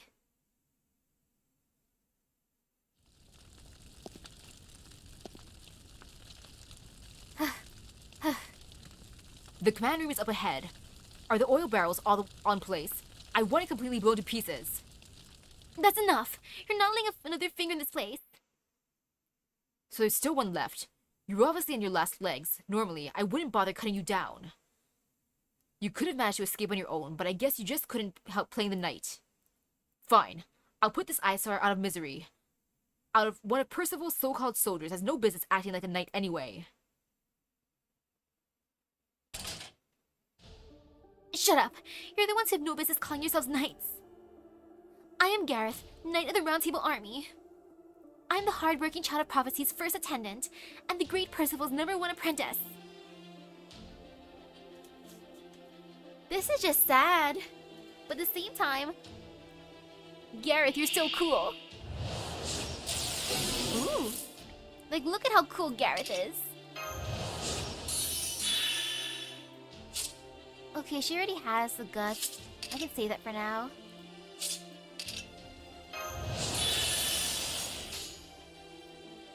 This is pretty spooky though.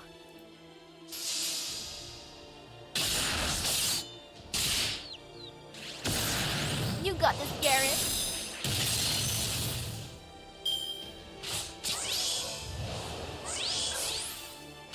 She must be hurting if there's no dialogue. Speaking is painful after all.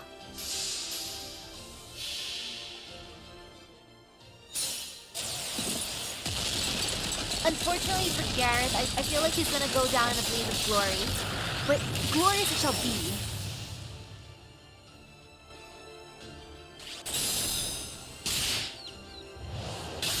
I hope he can at least keep the kids alive.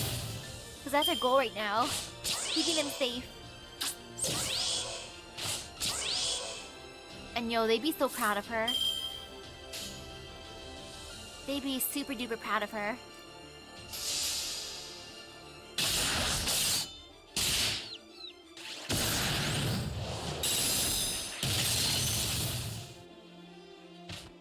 Okay. Oh! To gain more guts. Good for you, Gareth. I'm proud of you.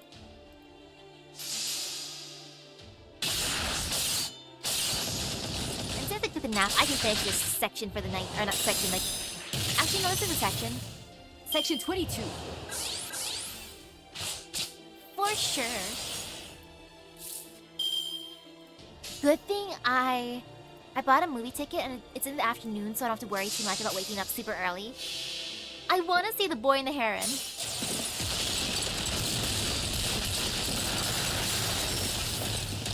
I am super hyped to watch it. I managed to get a ticket in a nice seat. So I hope that the theater's gonna be nice. As in, there's not gonna be like a lot of loud people. Like, that's usually the worst. But I can check the bookings tomorrow to see how it changed, if anything.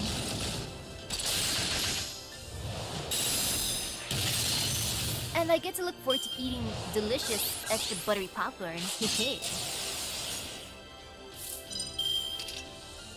And since it's early enough in the night... Actually, wait, what does this do again? Yeah, that's fine. I'll just do that now.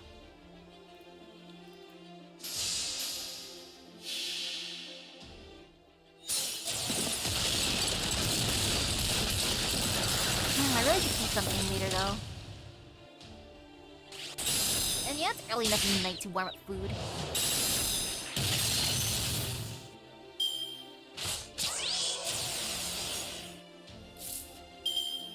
Gareth, you're doing so good. Not gonna use Buster for now. Just put Buster down. Plus, I'm enjoying these critical stars. They're nice. Okay, now I can use Buster again. Heh. Go get him, Gareth.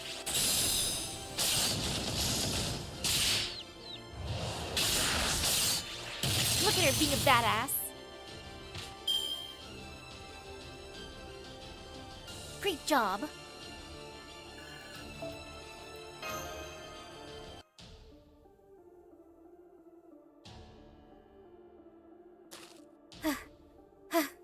Well, had enough. Grr, what's that fairy? Is she immortal or something? Forget her, she'll die soon enough anyway, come on. We need to leave before the Round Table Army returns. Grr, goddamn unkillable fairy.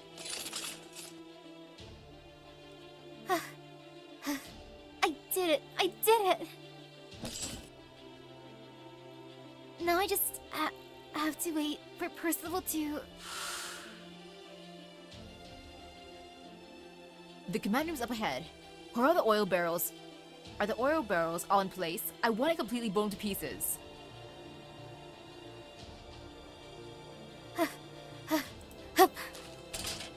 One last thing to do. I'm a Knight of Londinium. It's my job to protect everyone's home.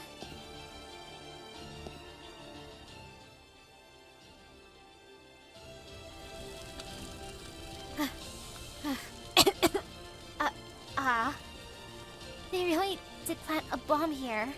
What were they thinking? This must be the fuse. Oh, but it'll still blow if the fire reaches it. Hup.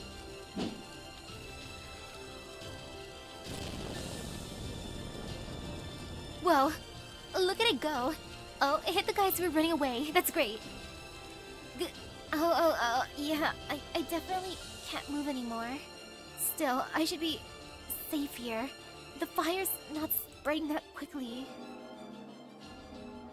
Oh, the bell's ringing. They're back. Way to go, Artoria. That's great. The only bell left now is... Oh, right. I guess things really are turning out like I predicted. Strange. I'm not even sad this time. Hang in there, Artoria. Oh, and... I'm sorry, everyone. After you went to the trouble to make this great armor for me, I still...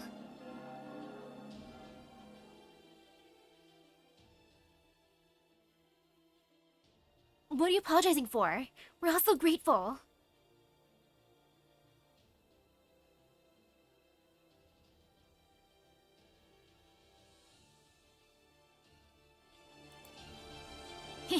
Thanks for not giving up on us, Gareth.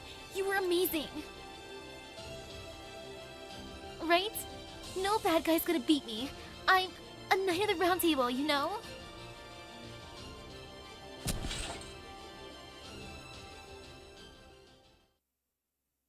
Look, she managed to save the kids. Great job, Gareth. We believed in you. Now the last part for this section. That evening,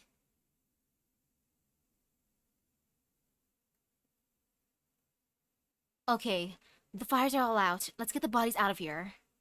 Bring the fairies' bodies to the nearby hill and the humans' bodies to the communal graveyard. Once you're done, we'll need to assess the damage and report to the commander. I know it won't be easy, but it has to be done. No survivors, huh? They didn't even spare the kids. Wait, but what about the other 2 kids? We'll wait over here. I wouldn't want to get in anyone's way. Yeah, there's nothing we could possibly say to console them. They knew these people were much longer than we did. They need time to mourn. Artoria's up above. She just carried Gareth's body up to the bell tower. You know, I'd forgotten there was a bell for Londinium too. Shh! It's almost like she knew things were gonna turn out this way. Gareth, so this is where you made your last stand. But the slash mark on your helmet must have been made by... Oh, I'm sorry, Misaki. I didn't see you there. You're very kind to worry about me, but there's no need. I'm used to this sort of thing. I decided to bury Garrett's armor in the children's grave. But I'm holding on to her lance until I can return it to the one who deserves it the most.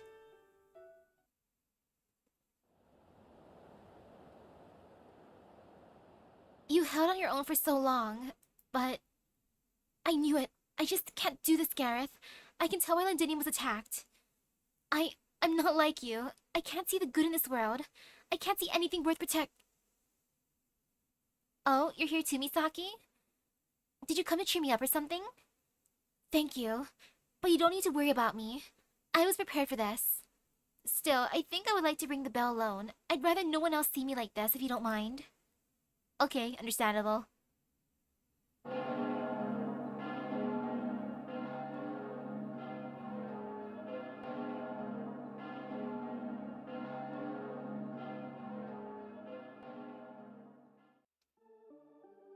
And there's the 6th bell. Well done, Artoria.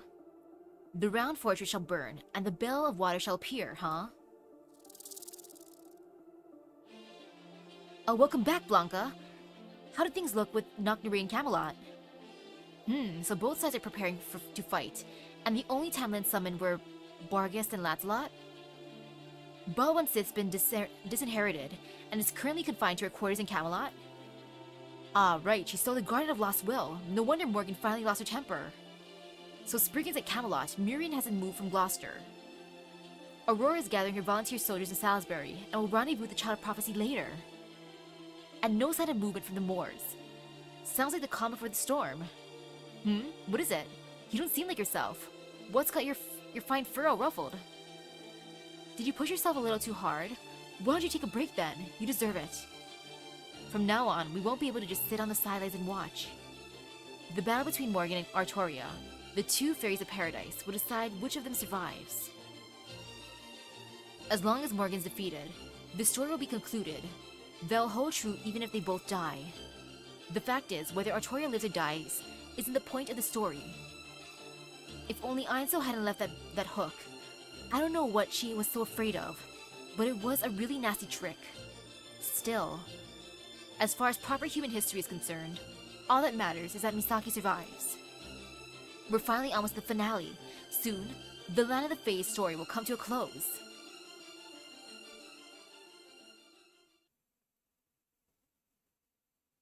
Well, that's a way to end it. Okay, that's it for the night. But yeah, that's a lot that happened. That is a lot that happened. Gareth and Pepe. Gosh darn it. So much sadness. But hey, on the bright side, tomorrow's gonna be the start of the Christmas event for me. So we're gonna have like an extreme mood shift. I assume, unless this Christmas is gonna be depressing as heck too, but you know, it's gonna be fine, right? But yeah, this is gonna be happy and wholesome tomorrow. Sheesh, though, that's a lot that happened. That is a lot. I did not expect Gareth to be Ainsel. Well, Gareth did great though. Garrett did really, really great. But oh man, Pepe though. Tonight, I'm gonna pamper myself then. I will put on a hair mask and a face mask and just Tune out the world. after eating something, I'll probably warm up some fried rice if there's any left. I can eat fried rice for days. And that was breakfast. I can just eat it again and again and again. Some food is just good enough to eat multiple times in a day. With that being said, thank you everyone for stopping by the stream. I hope everyone has a great rest of their day in epic gacha luck. I shall feast and pamper myself. So I'll see you guys later. Bye bye!